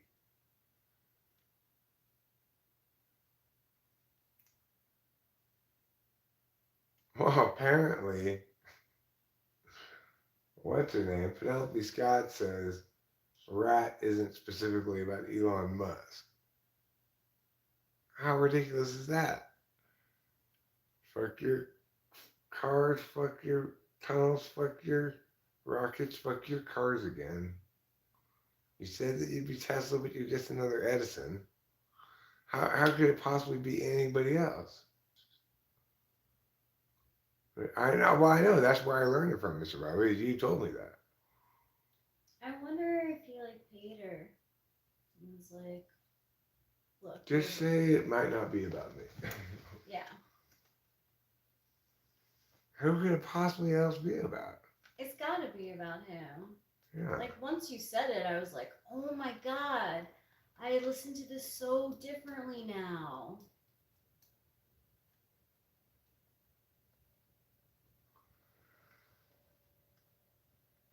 I don't know how much Mizaki I've watched. I watch anime series usually instead of movies. I don't really like to watch anime movies that much. I like Kiki's delivery service. Yeah. Just because it reminds, like, I remember watching that and being like, oh my gosh, that little girl is Delilah. Which one? Oh, Kiki's Delivery Service. Yeah. Yeah, totally. Well, she loved that movie. And she loved Totoro. Totoro's great too. I like Totoro also. And like, your ones do remind me of Totoro John's. Why would I get seizures from watching anime? They're cartoons. What would make you think anime is more likely to give you seizures than, say, a live action show? Yeah, I want to know too. You're going to have It's not more really flashing flashy. images No. in anime. Actually, there's long pans. Yeah, it's kind of slow animation. 'Cause Mostly. It's not really a lot of animation. It's still images with a little bit of talking voice. You know, it's anime. It's this kind of compromise between animation and comic books. Mm-hmm. Okay, I'm gonna go clean the cat box now. Can you talk to the people for a little while? Yeah.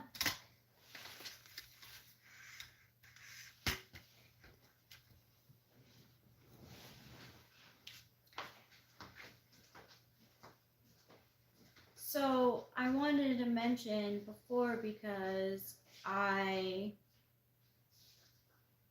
didn't get to say it, but I think that that's a depressing title. I think that Friday Night Lights is a good like late 2000s TV show. If we were to like talk about TV shows, I think that Friday Night Lights is like a really good show from the late 2000s.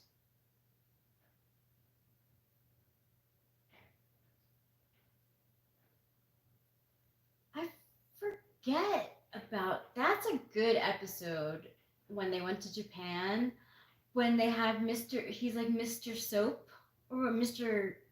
Sparkles. Yeah, Mr. Sparkles.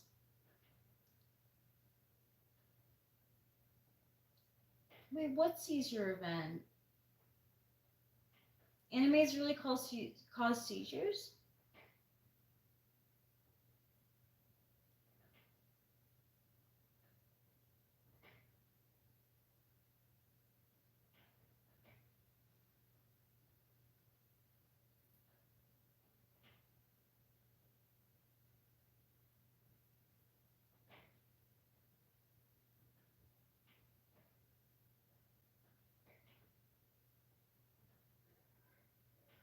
When was Rear Window made? I like Rear Window.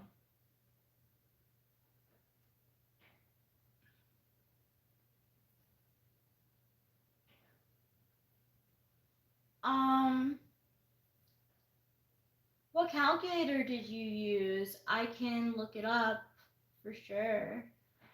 It changes based on the site that I use. But I'm a Capricorn, so traditionally it's associated with the devil card. But I've used another website where you put in your name and your birthday and they do like numerology, and I've come up with my main cards as the High Priestess and Judgment. So, but I definitely want to use the calculator to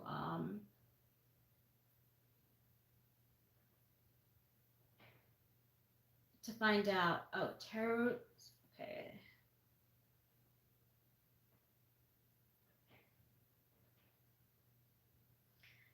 Grace Kelly,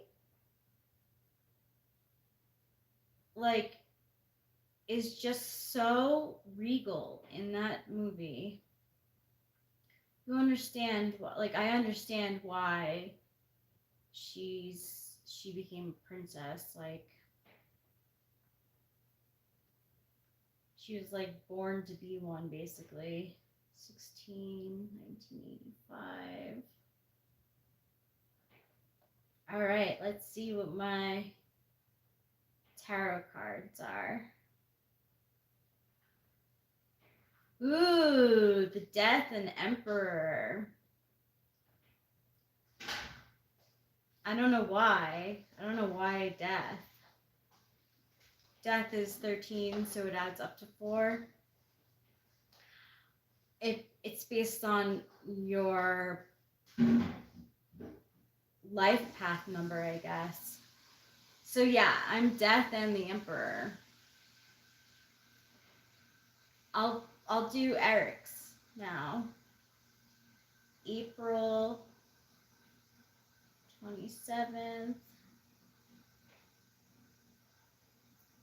1971. Calculate. Oh shit. He's got the same. Eric also is Death and the Emperor. Death and what? The Emperor. So am I.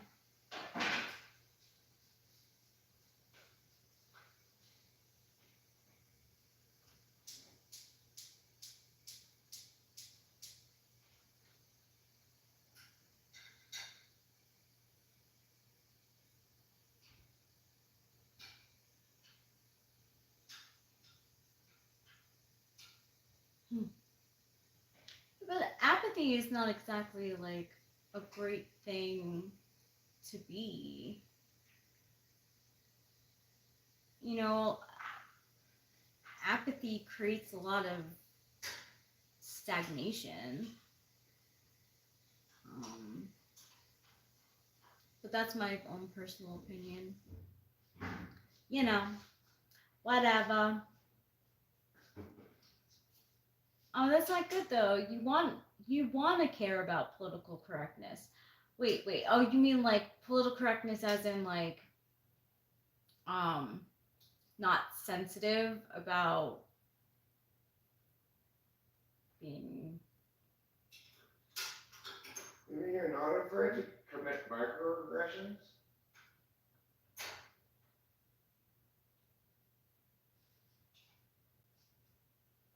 Not thanks, Joe.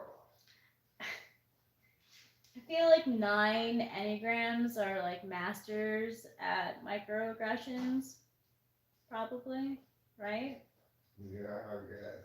I don't really know even what a microaggression is. I don't. I just heard the term, but I don't really know what it means. No, I don't. I'm not really an aggressive person. Probably don't really mean anything. Microaggression. I should Urban Dictionary it.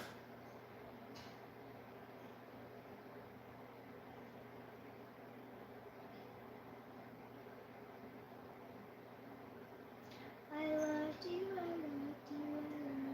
it's true. I wanted to be you and to like you too.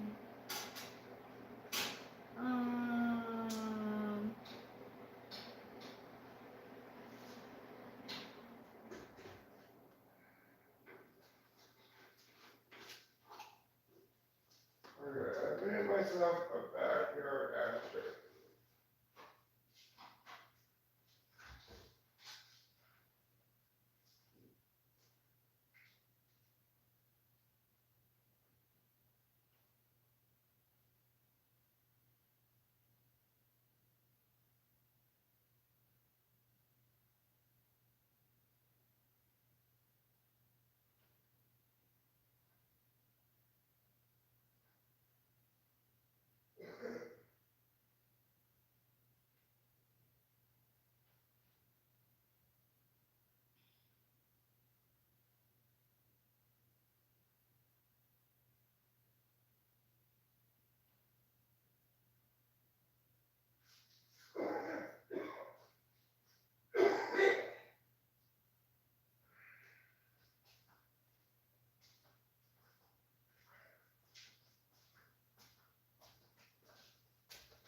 All right.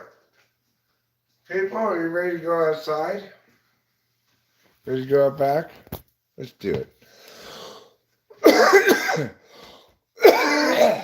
Microaggressions are everyday verbal, nonverbal, and environmental slights, snubs, or insults, whether intentional or unintentional, which communicate hostile, derogatory, or messages to target persons based solely upon their marginalized group membership. Okay, so it's not a microaggression if it's not based on their freaking identity group. I don't know. This one got the highest likes. I don't know.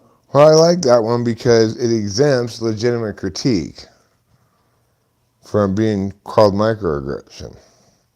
This one says everyday verbal or nonverbal slights or insults, whether intentional or unintentional, communicate derogatory messages to target people solely based upon their marginalized group membership. Okay, so if it's based solely on their marginalized group membership, then fine. It's called being shitty for a dumb reason. People are shitty for lots of reasons, some of them dumb and some of them not.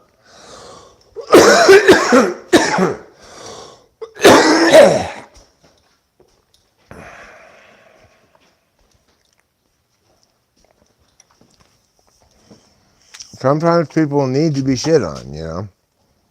They need to learn something from Eric scolding them. Usually they don't learn anything, but the world is a better place because I have exacted justice. And justice is the one thing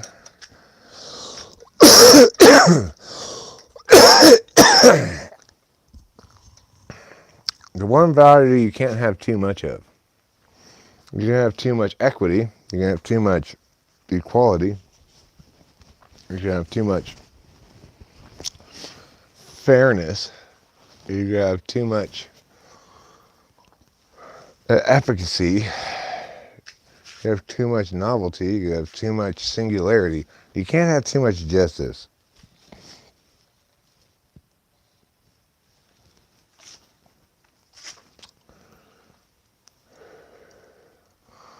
Anything that's too much so that it's bad according to actual justice metrics wouldn't qualify as justice. So let me go get a lighter since I forgot to bring one. And a drink since I forgot to bring that as well.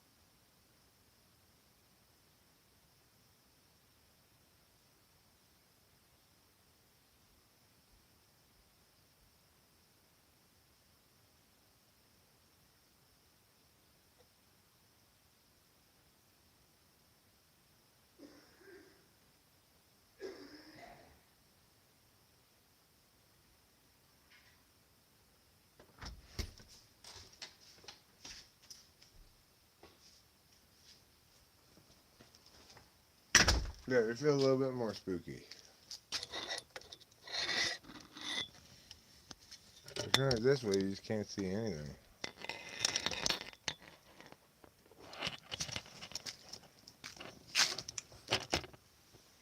Look, you can see the stalk.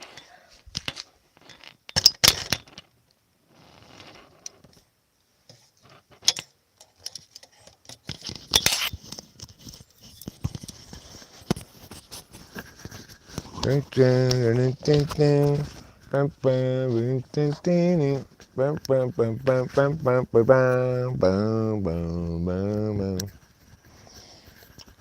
I gotta clip this on, and it's gonna require two hands instead of one.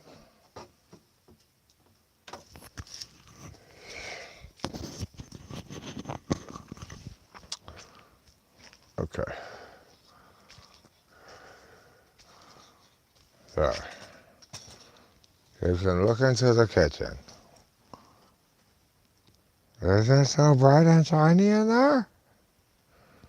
Yeah. Okay, look into the little dining room now. That's too bright and shiny in the kitchen. There. Doesn't that seem homey? Aren't you soothed and nurtured by the hominess of it? Yes, you are.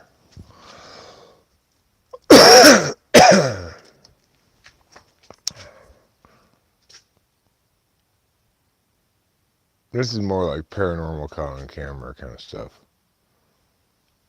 Is that a shadow figure? Visiting me and my relatives? Well, we're here at this Indian graveyard?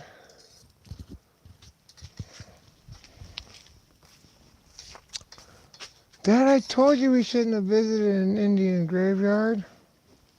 Well, how is that supposed to know they're going to be shadow figures? Indians have been dead for a long time.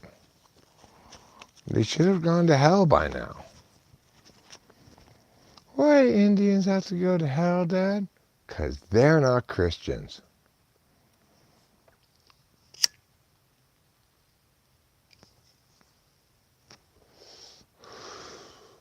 And God burned their skin for their savagery. And that's why they look like that. Really? Yes. How do you know, Dad? Someone told me. How did he know? He received it as a vision. Are you sure he was telling the truth? Of course. You can't lie about stuff like that. You got a vision, you got a vision, you know. I once had a vision that I needed to sacrifice a goat, a chicken, a pig, and a porcupine to the Virgin Mary. The problem was I couldn't find a porcupine. Sure enough, when I didn't do it, the next day, crashed my car, lost my job, bought a boat, crashed my boat. Came home, told my wife what had happened, and she divorced me. So that's exactly what the Virgin Mary said was going to happen if I didn't sacrifice those 4 things to it.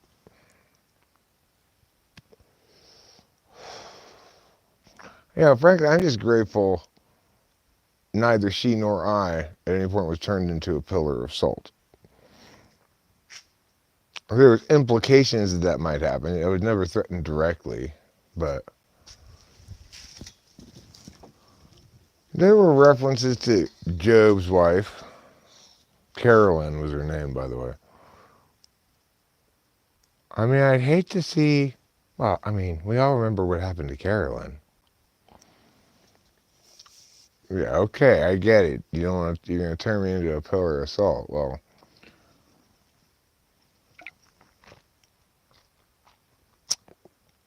a few years later, I finally found a porcupine. And I did sacrifice all of them to the Virgin Mary. And you know what she said? She came down, she said, "Too late, motherfucker. Too late." She gave me both of these and went back into heaven. But she did give me a coupon for 30% off a pound of bacon. And there was no limit.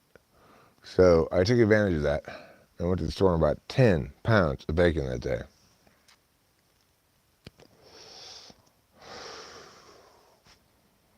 That's why they always say, this is where the saying came from, better to kill a porcupine than get a pound of bacon.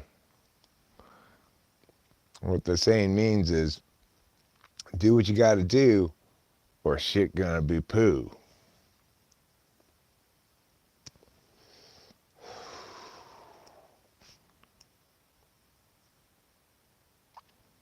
Anyway, when I was climbing Mount Everest the other day, a lot of reflection goes on at high altitude. When you're at 15, 16,000 feet, and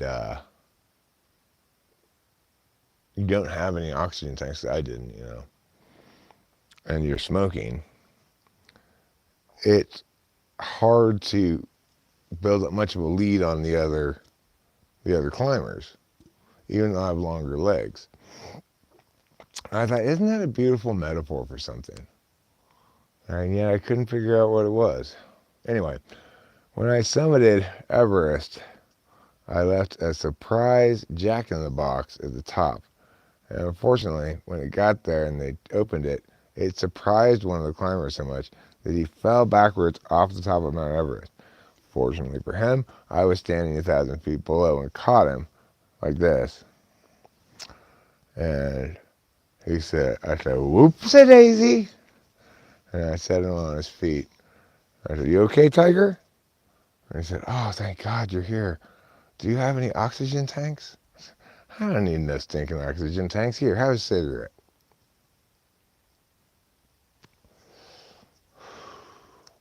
He smoked one, and at that point, he didn't need any oxygen tanks either. It's like the cigarette had done the work of metabolizing oxygen more effectively in the lungs for the body so that we could acclimate to these high altitudes. By the end of the trip, I was doing it naked. The cold didn't even bother anymore. It didn't bother me at all. And I attributed that to the vast amount of methamphetamine I ingested, along with a few Klonopins to take the edge off. Anyway, that's how I crested Mount Everest and almost killed that guy with my jack-in-the-box prank. Of course, I was always a really good outfielder. I taught Willie Mays everything he knows. It was, I guess, 1972. Willie Mays came by my house and said, "Hey, I'm having some problems with my defense in outfield." And I said, "Look, Willie, it's a psychological thing. Let me hypnotize you. You're going to catch the fuck out of those balls. Repeat after me." He said, "I am going to catch the fuck out of those balls." And from that day forward, Willie Mays became a phenomenal defensive player. Prior to that, he was as error prone as a dyslexic at her first day at a data entry job.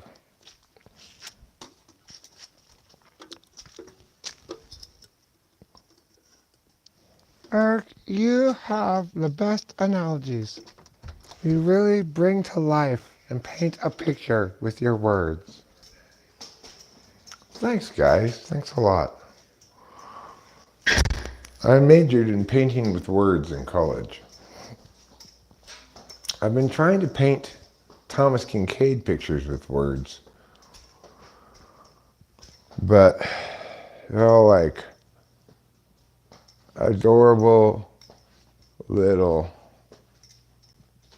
cabin with some grass and water and a lot of glowing fog and, you know, cozy.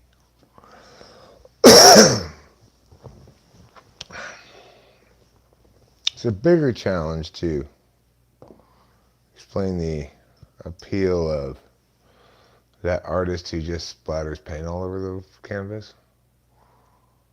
What was that guy's name? The guy who just splattered paint all over the canvas? I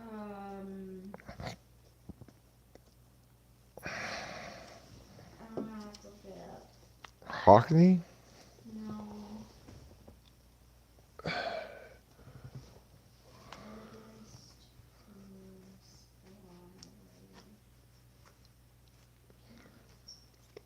I'm promising, by the way, for Jackson Pollock. Jackson Pollock, yeah. Horrible painter. Painter. What is that? That's not, you're not doing anything except masturbating with your own stupid idea. I love it. It sounds so much like it. Okay. Jackson Pollock is best known for his action paintings and abstract expressionist works. For these pieces, many made during his Horde period, Pollock dripped paint onto canvas to convey the emotion of movement. He explored themes including surrealist navigation of the unconscious and Jungian symbolism. In his paint splatters? Yeah. What bullshit. He slathered first a layer of mayonnaise flavored bullshit on top of it, then a layer of mustard flavored bullshit on top of it. It does not hide the flavor of the bullshit, Jackson Pollock. Your explanations can't make your visual art good. You know, that's one thing that's true. Explanations cannot make art good. They can explain why it is good. They can explain why it is bad. They cannot make it good or bad. People like that are just so deluded. It just makes me so mad at them. Like, that's not making good aesthetic decisions at all. They're not making aesthetic decisions. You're doing some sort of masturbatory exercise in deconstructing media or something. Like, just knock it the fuck off.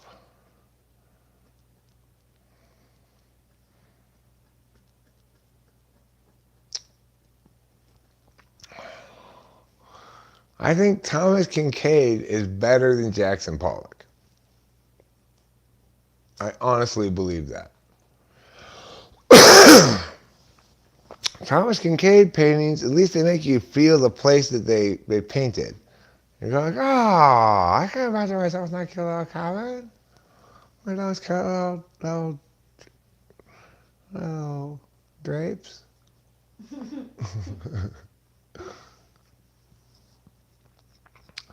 Now, I'm not a good painter at all. But you know what I do have here, or I set aside when I pull it out of the attic, You probably noticed it in the master bedroom. Oh, I already have ground beef. I have a painting, Yeah. a, what do you call it, canvas. It's already been gessoed or primed with white paint, so it's ready to paint on. Mm. So if we felt like it, we could just paint random things on it, just for Sure. kicks, if we felt like it. Or we could use pens.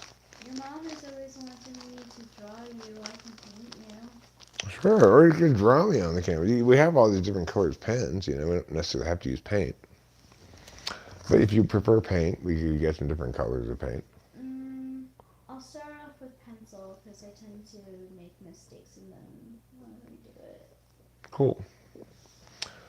Um, whatever happened to CJ typing session? I don't know. CJ, you want to do a typing session right now? I'll end this and type you, record it and publish it, and then we'll all finally know.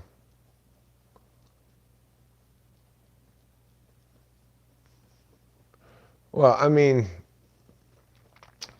he executed many instances of the same formula. What about Mark Rothko? I don't know what his work looks like. I am impressed by Banksy. I like Banksy. He impresses me.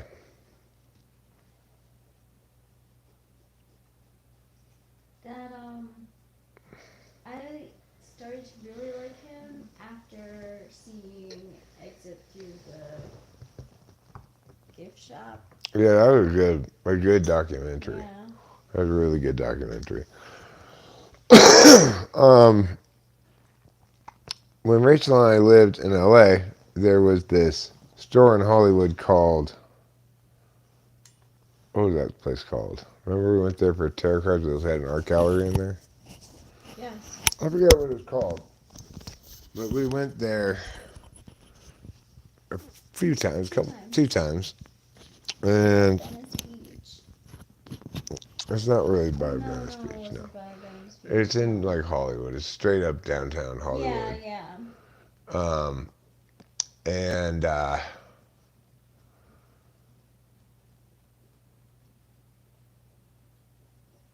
yeah, okay, fine. What time do you want to schedule it?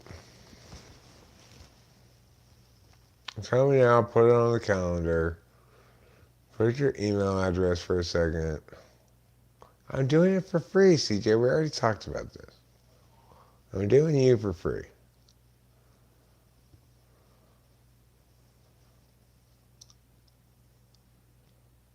Okay, so put your email address here.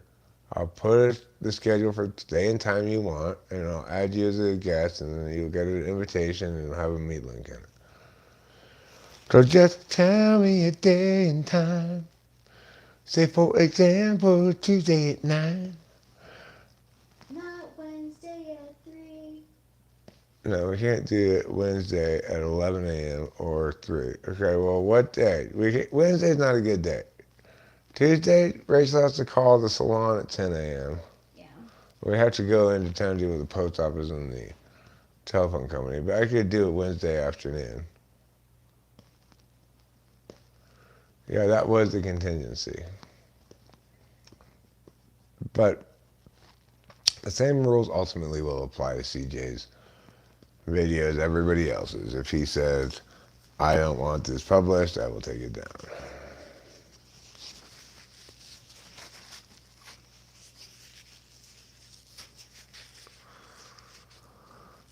The only person that rule doesn't apply to is Chloe.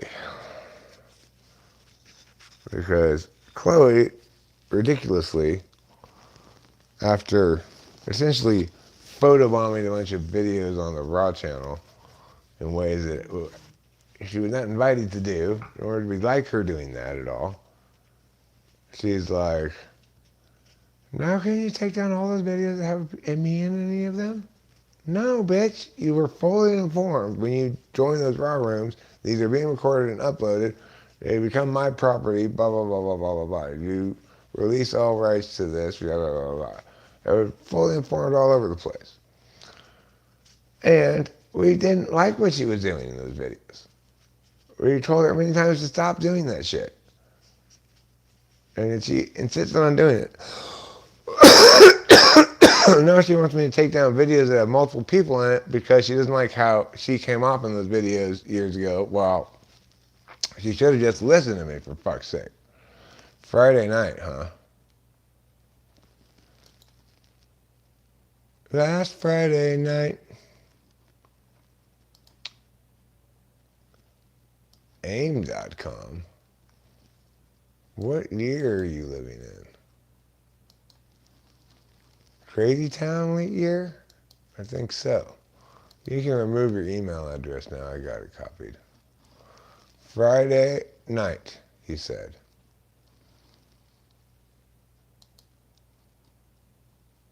Like 6 p.m. my time?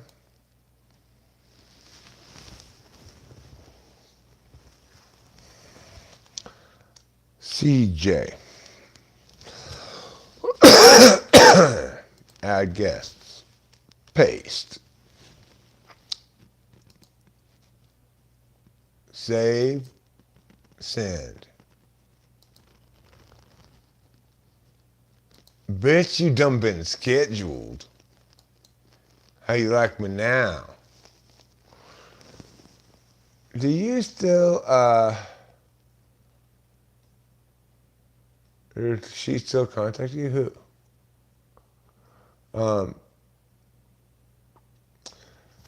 Where do you live? What time zone do you live in?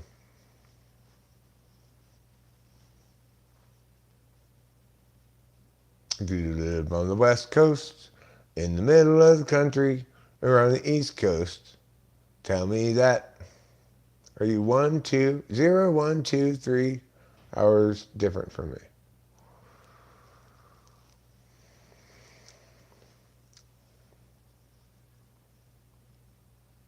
Okay, but I still want to know. Are you 0, 1, 2, or 3? That'd be 9 o'clock. If you're 3 hours. Okay, fine. Perfect. Let's do it then. Friday, we'll do it. We'll see you there. You're near Boston, Massachusetts, huh? Wow. Are you watching the Celtics play against the Miami Heat? Are you enamored of their basketball games? Do you spend all day long changing shirts between Red Sox, Patriots, and Celtics? Did your ancestors come from the Mayflower? Were you one of the people who threw the tea in the water? Because that was racist.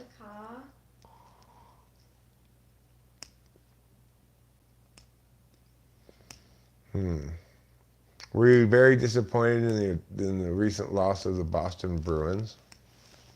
I would be. I forgot I about was them. upset about that. There's 4 jerseys the Bostonian has to rotate between over the course of a day. Red Sox, Patriots, Celtics, Bruins. Mm-hmm. They have strong teams. They have strong sports. Yeah. Are there any other teams in Boston? I guess that's it. Yeah. Those are your 4 major sports.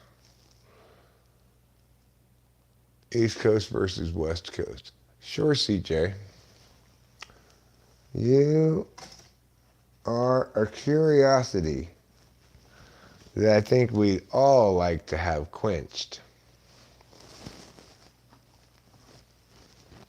A mystery wrapped in a curiosity, wrapped in a thirst-quenching half and half.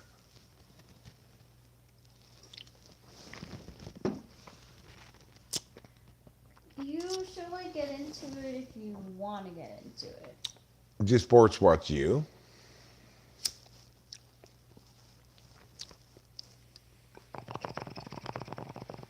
Yeah, does sports watch you?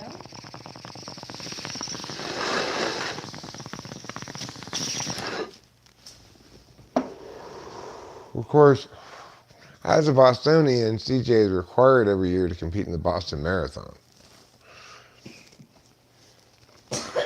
I just read an article earlier this evening about this guy named Diplo, who's a music producer. Yeah, he's a DJ. Who ran the LA Marathon and took half a hit of acid before he ran it. He said it helped him for the first 2 hours, and then he died at the end of the race.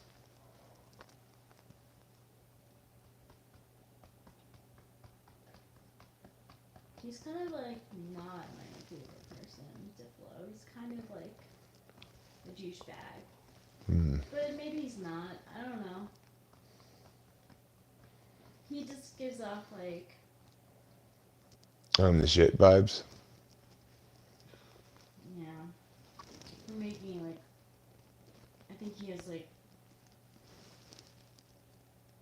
one big hit.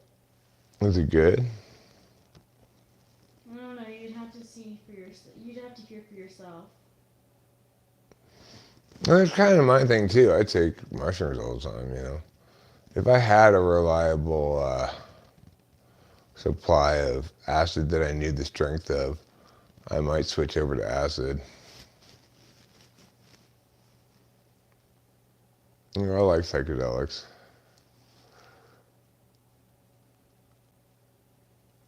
And I'd probably also be open about it if I did something like that. I wouldn't run a marathon, obviously.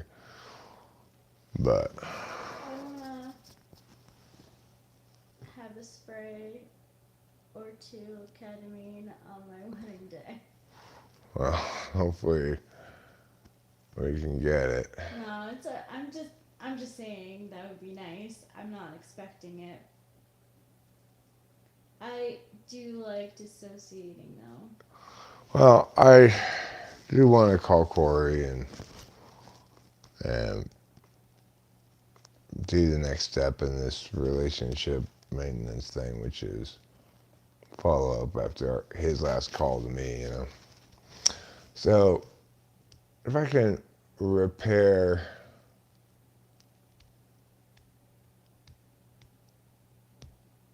or being like a douchebag is kind of his thing. I'm a drug doer too, so I felt a sort of sense of collegial similarity when I read that article, but I didn't know anything else about him at all. There's a song called Lean On that he like produced.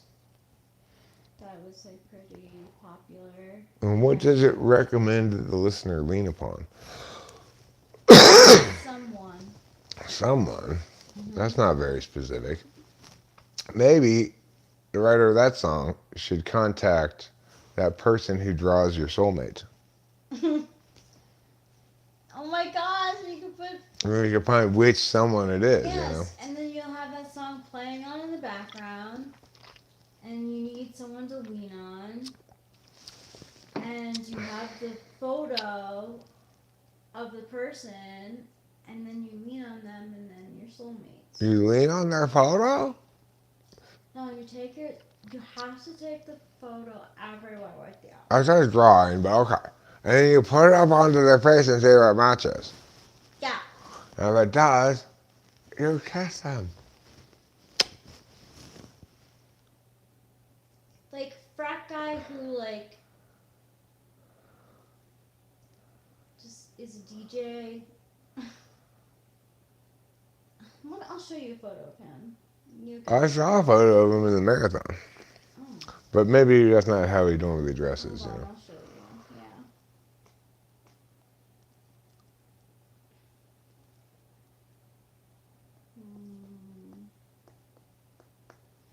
Yeah. Wow, so much is said of hi. Oh yeah, it's all bad on that spot. Well, that was my cat Trouble, Mr. Bobby. I knew you were trouble when you walked in. You gave me cat AIDS, I'm Taylor Swift, and I dated you. You gave me cat AIDS. I don't know. Maybe I'm being judgmental.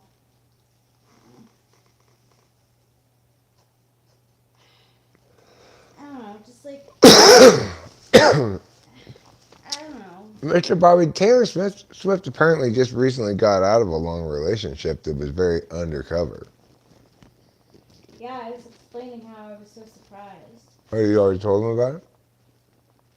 Yeah. and Mr. Bobby said that she's actually dating someone already, like from the 1975 with band.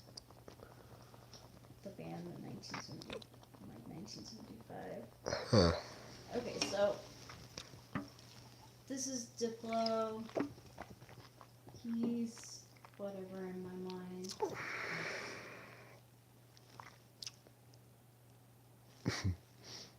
There's something about that face you just don't like, huh? There's something about his face I don't like. Yeah. At least that picture, he looks pretty smug. Yeah.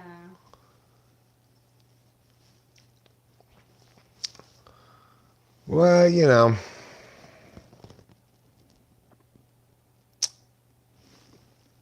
experiencing the wrong kind of success for the wrong kind of things at the wrong age has a way of destroying people. Hmm.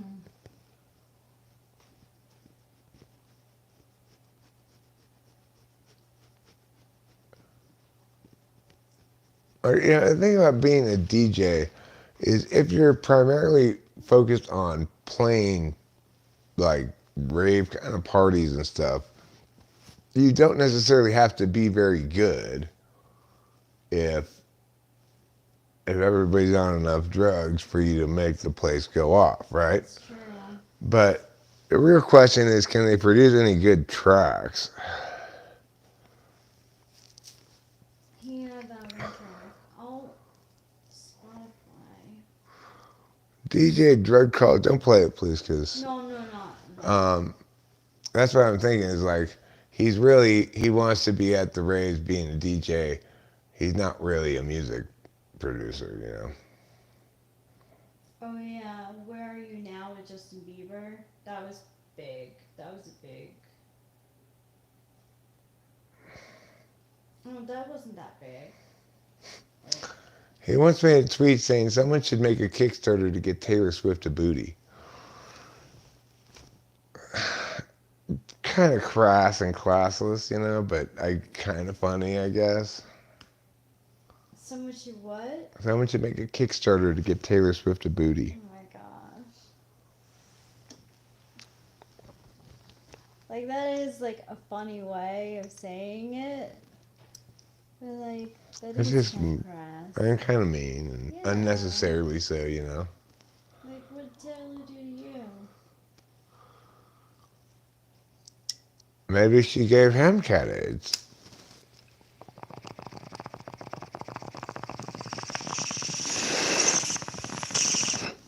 That was his way of getting back at her. Oh yeah, Where Are You Now? Where Are You Now was the big hit that Diplo had.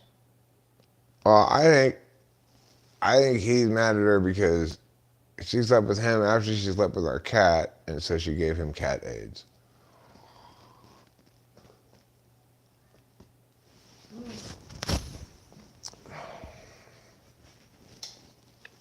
And you know, the first thing to remember, if you have a cat who has cat AIDS, is begin by listening in a non-judgmental fashion.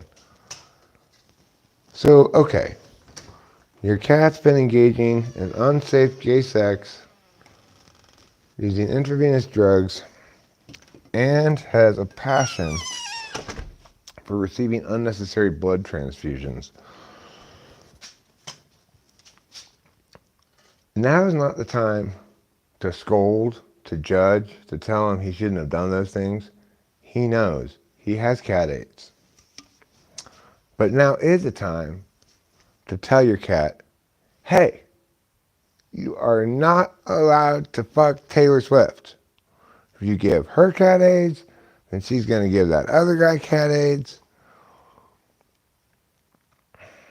And that other guy seems like a slut, so he's going to give all kinds of people cat AIDS.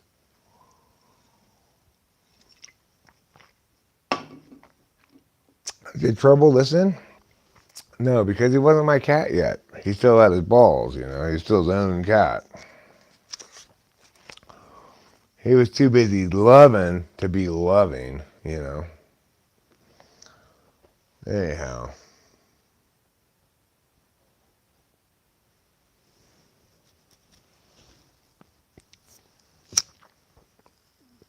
And you might not believe your cat. Like, Trouble tells me, no, I'm like Michael Jackson. I've talked to his old friends, and he was doing it all. You know, unprotected anal sex. He intravenously used drugs like aspirin and stuff, just because he liked shooting needles. And of course, that's also why he got so many blood transfusions. I don't know how he talked doctors into giving him so many blood transfusions. But he says, no, I got it the Magic Johnson way. I'm like, what's that? And they're like, by fucking lots of hoes. I'm like, okay, Trouble. See, the thing is, don't call him out on it. Now's not the time. He just got diagnosed with cat AIDS. Now's the time for compassion, for listening, for caring. And, you know, your cat may face some discrimination in the world. Like, my cat tried to go to the cat gas station the other day. And apparently, old male Manx at the cat gas station said,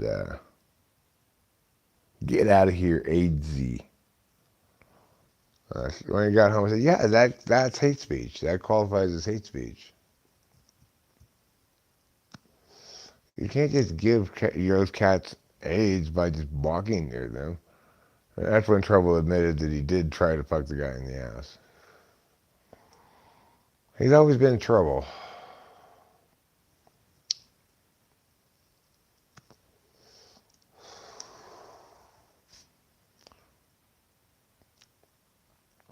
Of course, you know, the guy wasn't at any real risk because Trouble's had his balls cut now. It was just a, a farcical dry hump. You know, like AIDS transmission theater.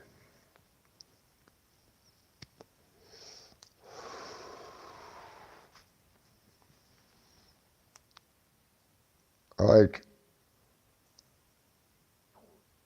I like my AIDS transmissions like my dry humps. Theatrical.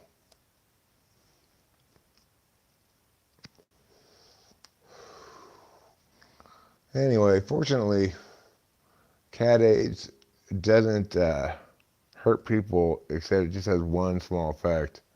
It causes them to gradually say meow more frequently. So if one of your friends begins incorporating periodic meows into their speech, then you can reasonably suspect they might have gotten cat AIDS.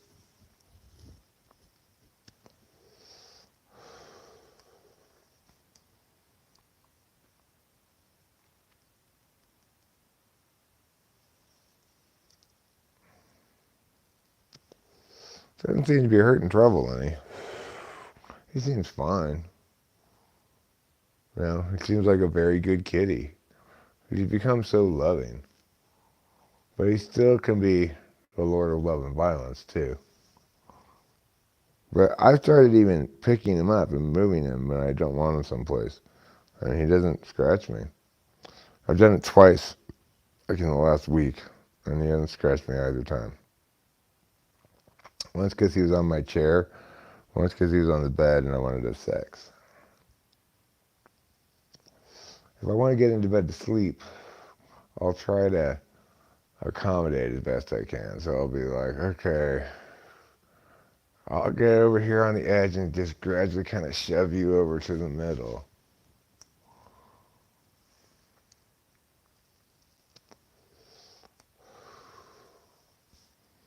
But yeah, he's become a real big love bug.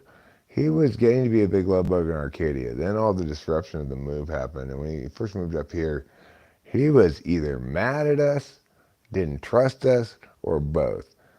He would still sleep with us briefly during the night, but then be gone all day long, like he was looking for the old house or something. I don't know. And then he'd come back late at night and come inside the house kind of reluctantly, and he wasn't happy about it. But he's really settled in.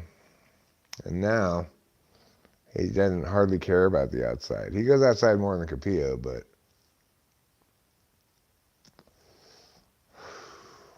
he's mostly taken to the life of an inside cat. Seems to prefer it. And he's also an Eric guider slash follow arounder slash tell me what to do. So, you know, if he wants to eat, wants me to watch him eat, he makes that pretty clear. If he wants me to clean the toilet, like right now, he wants me to watch him eat. Okay, I'll watch you eat. Yes. You are such a good eater. And I've watched a lot of cats eat. But you really take the cake, mister. You are eating so well. I am so impressed by how you chew and swallow your food.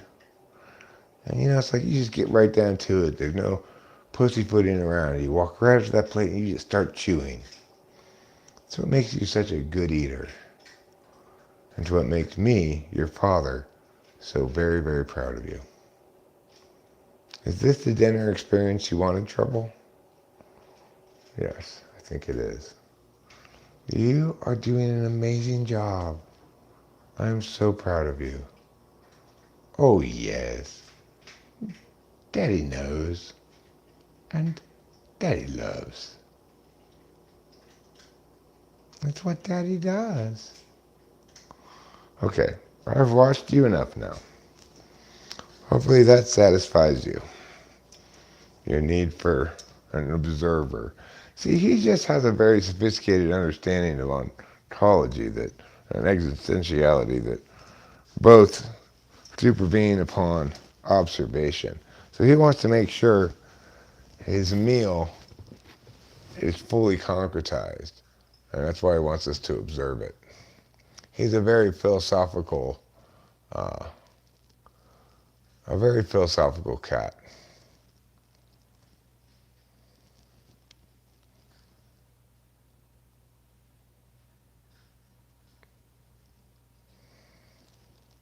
He's a big purr, too. He's a big purr? Purr, yeah. What's that mean? We're talking about Trouble, right? Oh, I thought we were talking about that DJ. Oh, no. Trouble's a big purr. He's got a purr factory inside of him. Yeah. And he's also a big meower. He's very, Big very meower. communicative with language, basically. Yes. Unlike a Pio, who communicates by scratching at the door or coming up to you physically next to you, and rarely meows. The only time she really can consistently be relied upon to meow is if I pick her up when she's sleeping, she gives me an objecting meow. But sometimes she sleeps right here on my chair, and obviously she cannot sleep there because that's where I sit. Well, look at her right now. She's found her spot. Oh, she's on that chair over there. She found her own chair. Yes. How adorable. It is so adorable. Let's take a look at her.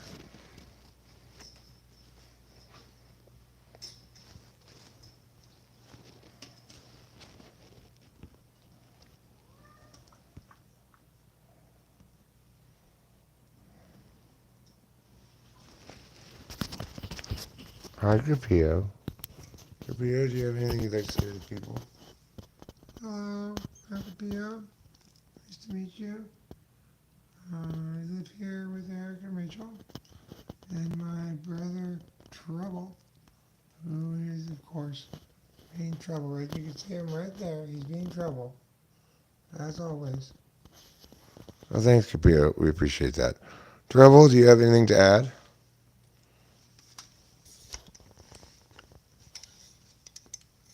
Trouble. Yeah, I think I'm getting a bad rap here. I'm simply trying to engage my sister in some physical exercise, and her response to that is not reasonable. I mean, it's like I'm just trying to help her out. She's gaining a little weight, and Trouble. I don't think you should say that about your sister. What do you have to say about that, Capio? Yeah, that's totally bullshit. Can you turn the camera on me, please? Sure. Yeah, that's totally bullshit. I am not gaining weight. I get plenty of exercise, cleaning myself and scratching myself. I go outside multiple times a day for 1 minute each time. Yeah, why do you do that, Capio? Why do you go outside for just 1 minute each time? Well, because I just want to see what the weather's like, and then I realize it's not as pleasant as inside. So, So I know what. enough already. Shut up. Okay, all right. So I guess Capio doesn't want to be interviewed anymore.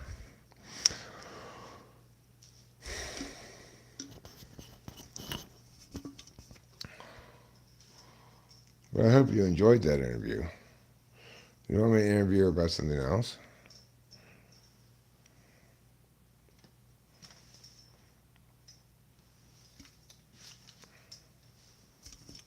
Capio, can you please tell the people when you first learned that you were a very special lady? Well, actually, it was very, very young. I was born in the bed with you and my mom and my siblings, all of whom were ripped away from me in most cruel fashion until it was just mom and me left. But you would sing that song to us. You'd say, "You're a very, very, very, very, very, very, very, very, very, very, very special lady," and that's how I knew I was a special lady. Oh, that's wonderful. What a sweet story, Capio. Can I pet you? Yes, you're a sweetheart.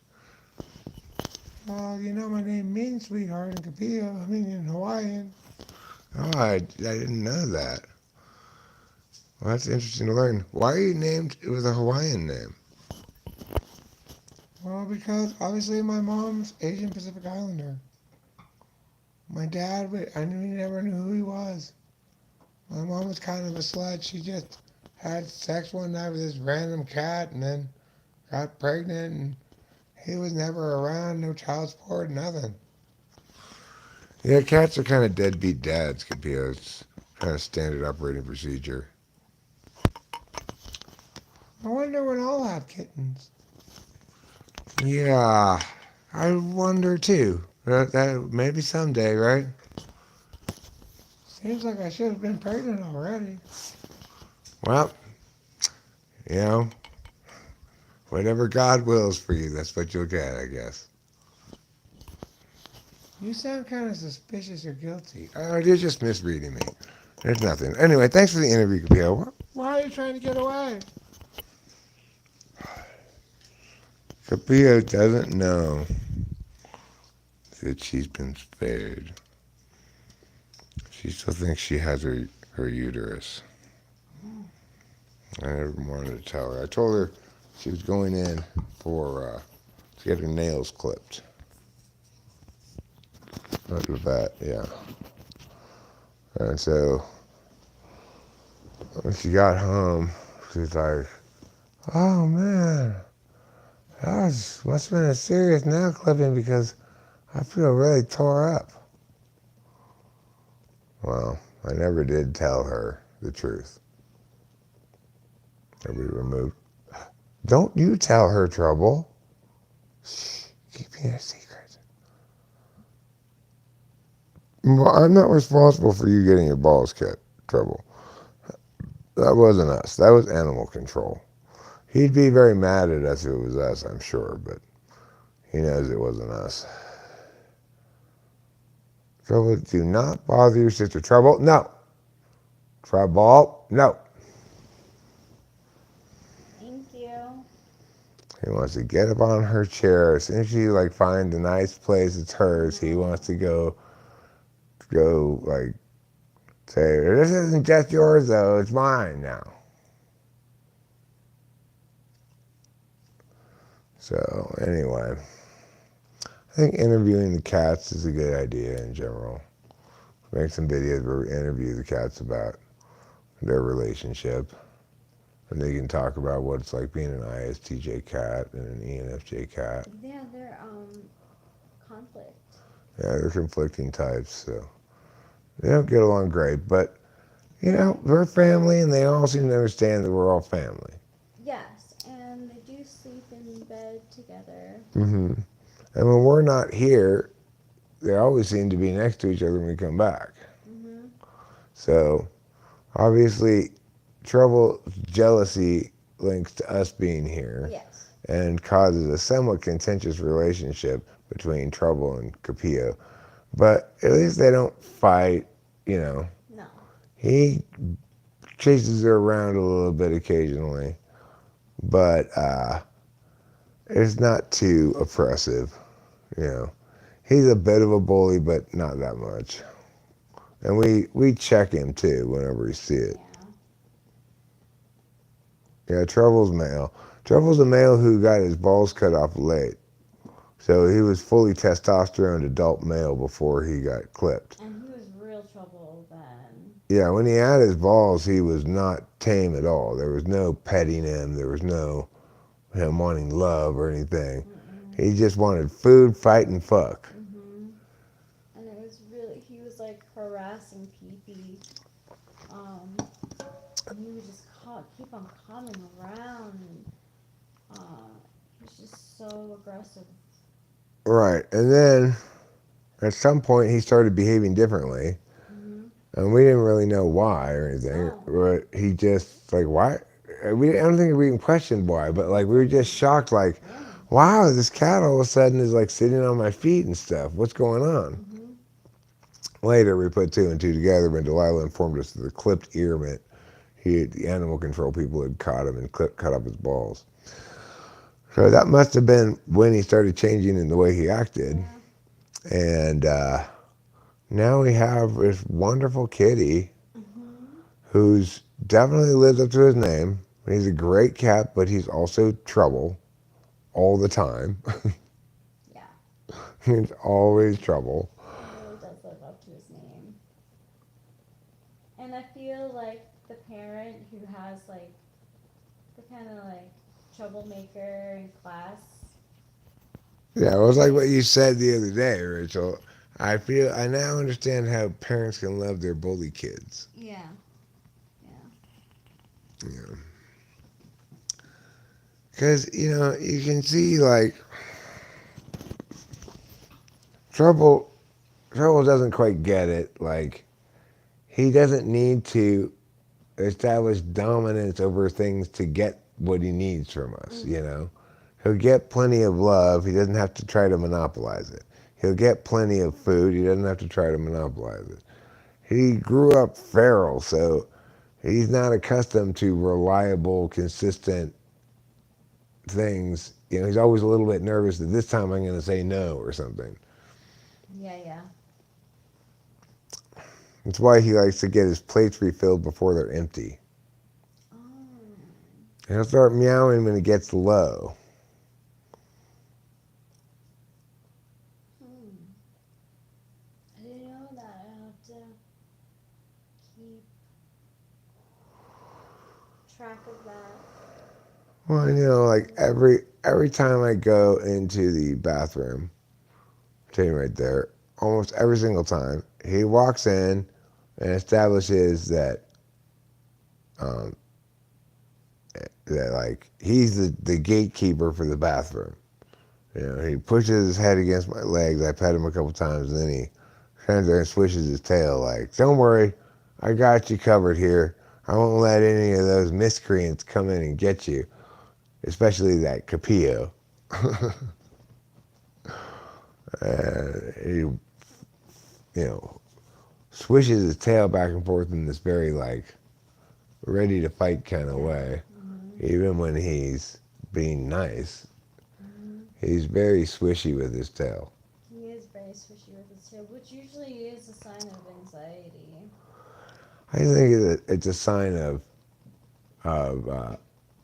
high attentiveness, like alertness. Yeah. I love it when I'm laying in bed with him and I'm petting him and feel his like um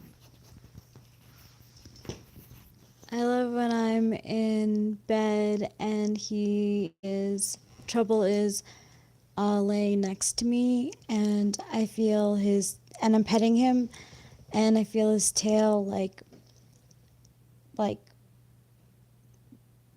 tap up against me, Ping you. That's what his tail's doing, really, is pinging you. pinging you. Making sure you're still there and answer Mm. the ping. Mm. That's also why he wants to lie up against you so um, he won't miss it if you move when he's asleep.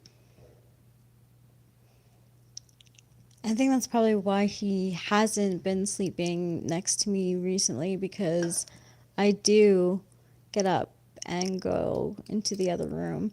He used to, when I was doing that, he used to be like, "No, you are not leaving." And he would like start sleeping on my legs. He would lay on my legs. But he stopped doing that.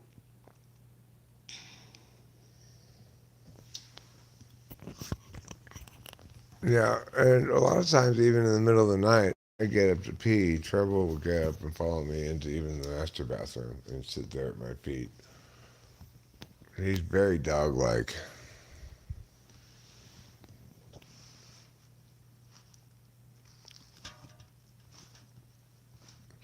He's so handsome. One of his more annoying habits is anytime Rachel and I want to eat anything, we want to put two plates down here on this middle thing. He wants to jump up here and get in the mix. Yep.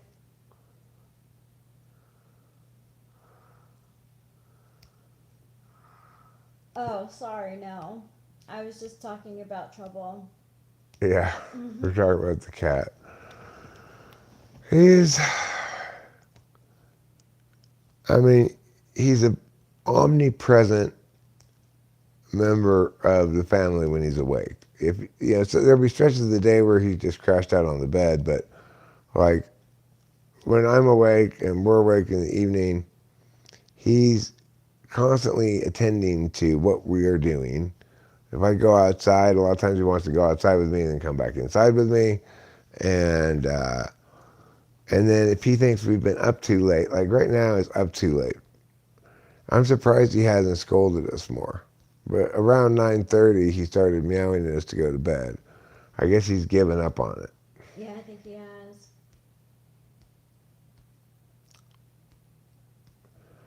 Well, look, Diplo's actually transportation.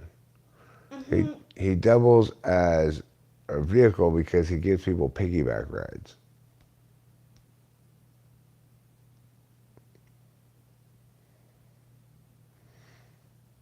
You know, I think that'd be a good service to introduce. It'd be Uber, but piggyback rides. It would be for It'd be for micro transportation. You need to go just down the street and back. You hire a piggy. That's what they're called, but they're people, but they give you piggyback. You should definitely suggest that to Silicon Valley. Yeah, and like the commercial would be like, all of our piggies are highly trained, have on thick gloves, and are instructed to only touch your knees. So people would be like, okay, well that's cool.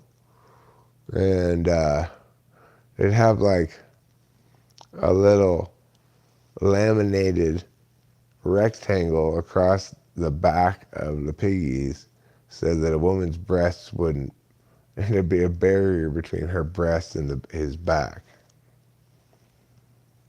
so they feel comfortable getting piggyback rides. And before you know it, Ubering by car is going to go out of business because the only cool way to show up at a party. Walking down the street anymore, or do you think it'll go down because they care about like being light for the piggybacker? Oh, well, you know, piggies will have weight classes. So small piggies will only carry small people, And big piggies will carry big people. And then, of course, if you want an advanced adventure, you get a shoulder ride. Oh man, really? Yeah, That's so much shoulder fun. ride. I always wanted a shoulder ride as a kid. Me too. I always prefer shoulder Me rides. too. Um,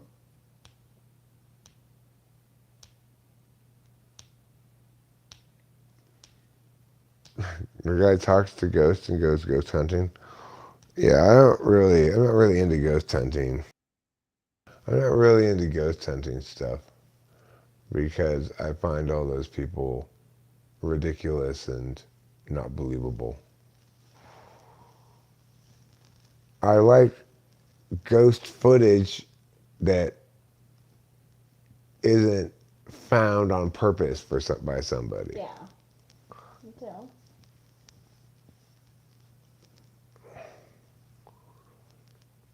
Like there's a family playing in a room, and they look back on the video and they notice like a shadowy figure in the closet.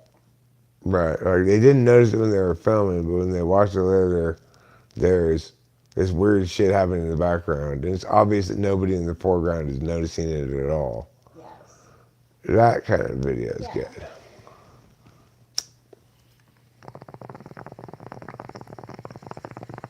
We have South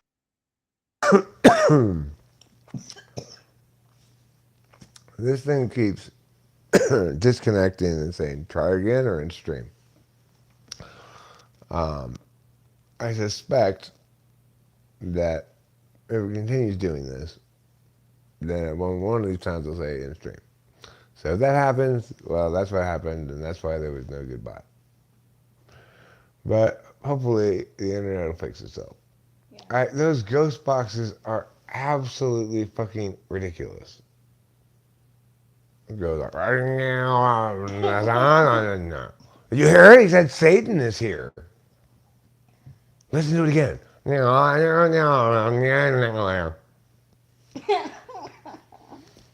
Ridiculous.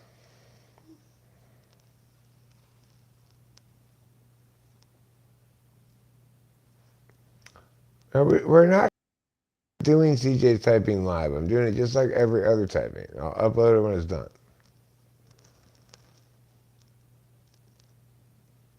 Your breast friend? Oh, your beast friend. Mr. Beast friend.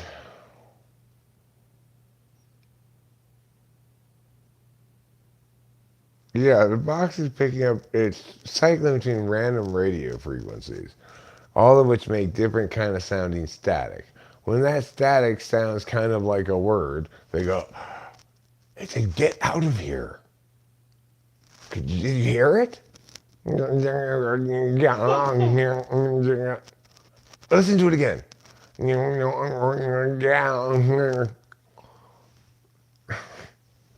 Ridiculous. Listening to all those hours of nonsense to try to find some noise in the data that incidentally kind of sounds like words. It's like, could you be any more wasteful with your time? I don't think so. Well, I mean, that's what they call, that's how they interpret that static that kind of sounds like a word. They interpret it as a spirit trying to communicate and, not being able to speak very clearly, but being able to kind of shape the word for some reason.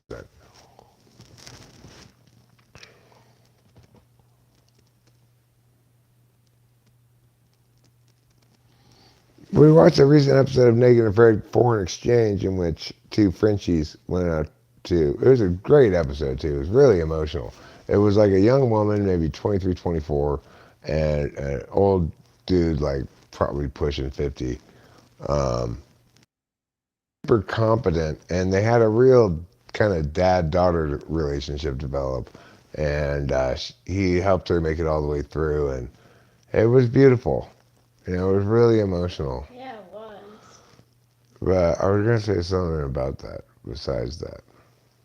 They like really. Oh, the guy at the end, after having not enough sleep for 20 nights, he had towards the very end, like the 20th day or something, he was hearing music and Yeah, that's lyrics. right. And I totally have had that experience. When you don't get enough sleep, that's exactly the kind of auditory hallucinations I get. I know what was happening. It was windy at that moment. He was hearing it in the wind.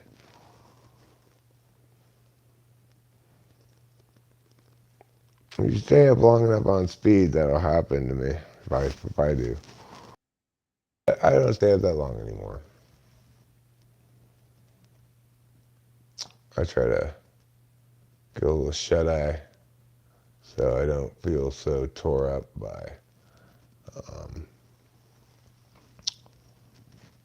by doing the drug. Try to tend to SI things so you don't feel like you got hit by a truck 3 days into the bottle. Yeah, that's happened to me. Well, you took 3 of them today. That's more than usual. Do you feel more thwacked? Yeah, but like in a good way. Yeah, I feel like in a good way right now too, thanks to Havaklonopin. It's good. That's always a way to take the edge off the gack. Mm-hmm. It's a way to soothe and nurture. That's why this live stream is all about this recent spate of unexplained disconnections followed by reconnections is making me a little bit unsoothed. But besides that, this sitting in a chair, this chair is very comfortable. Aren't these chairs so comfortable? Yeah, they are. They really are. They're really comfortable. And it's soothing to sit in a comfortable chair. If you're sitting currently in an uncomfortable chair, I want you to move to a more comfortable spot. We're going to work on soothing and nurturing you right now. I've already breastfed most of you. If you missed the breastfeeding, I'm out of milk. Everybody drank it all. Now my boobs need a couple hours to refill.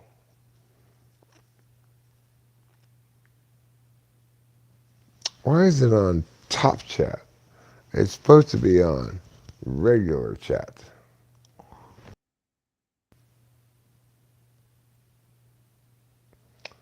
No, it's me. The second connection is apparently me. It keeps dropping and reconnecting for some reason. It works fine between when it drops, and then it buffers when it drops, and I have to push try again, and then it reconnects just fine, and it says I'm live, and it's fine for a while, and then it does that disconnect thing again. So next time it does it, I'm probably going to end the stream. Because it's not just annoying you, it's annoying me too. If that was the last time for some reason, and it's gotten over its little disconnection fetish, well, then we're in good shape for a little while longer. But if it does that shit again, it's time to restart the internet, power cycle the internet.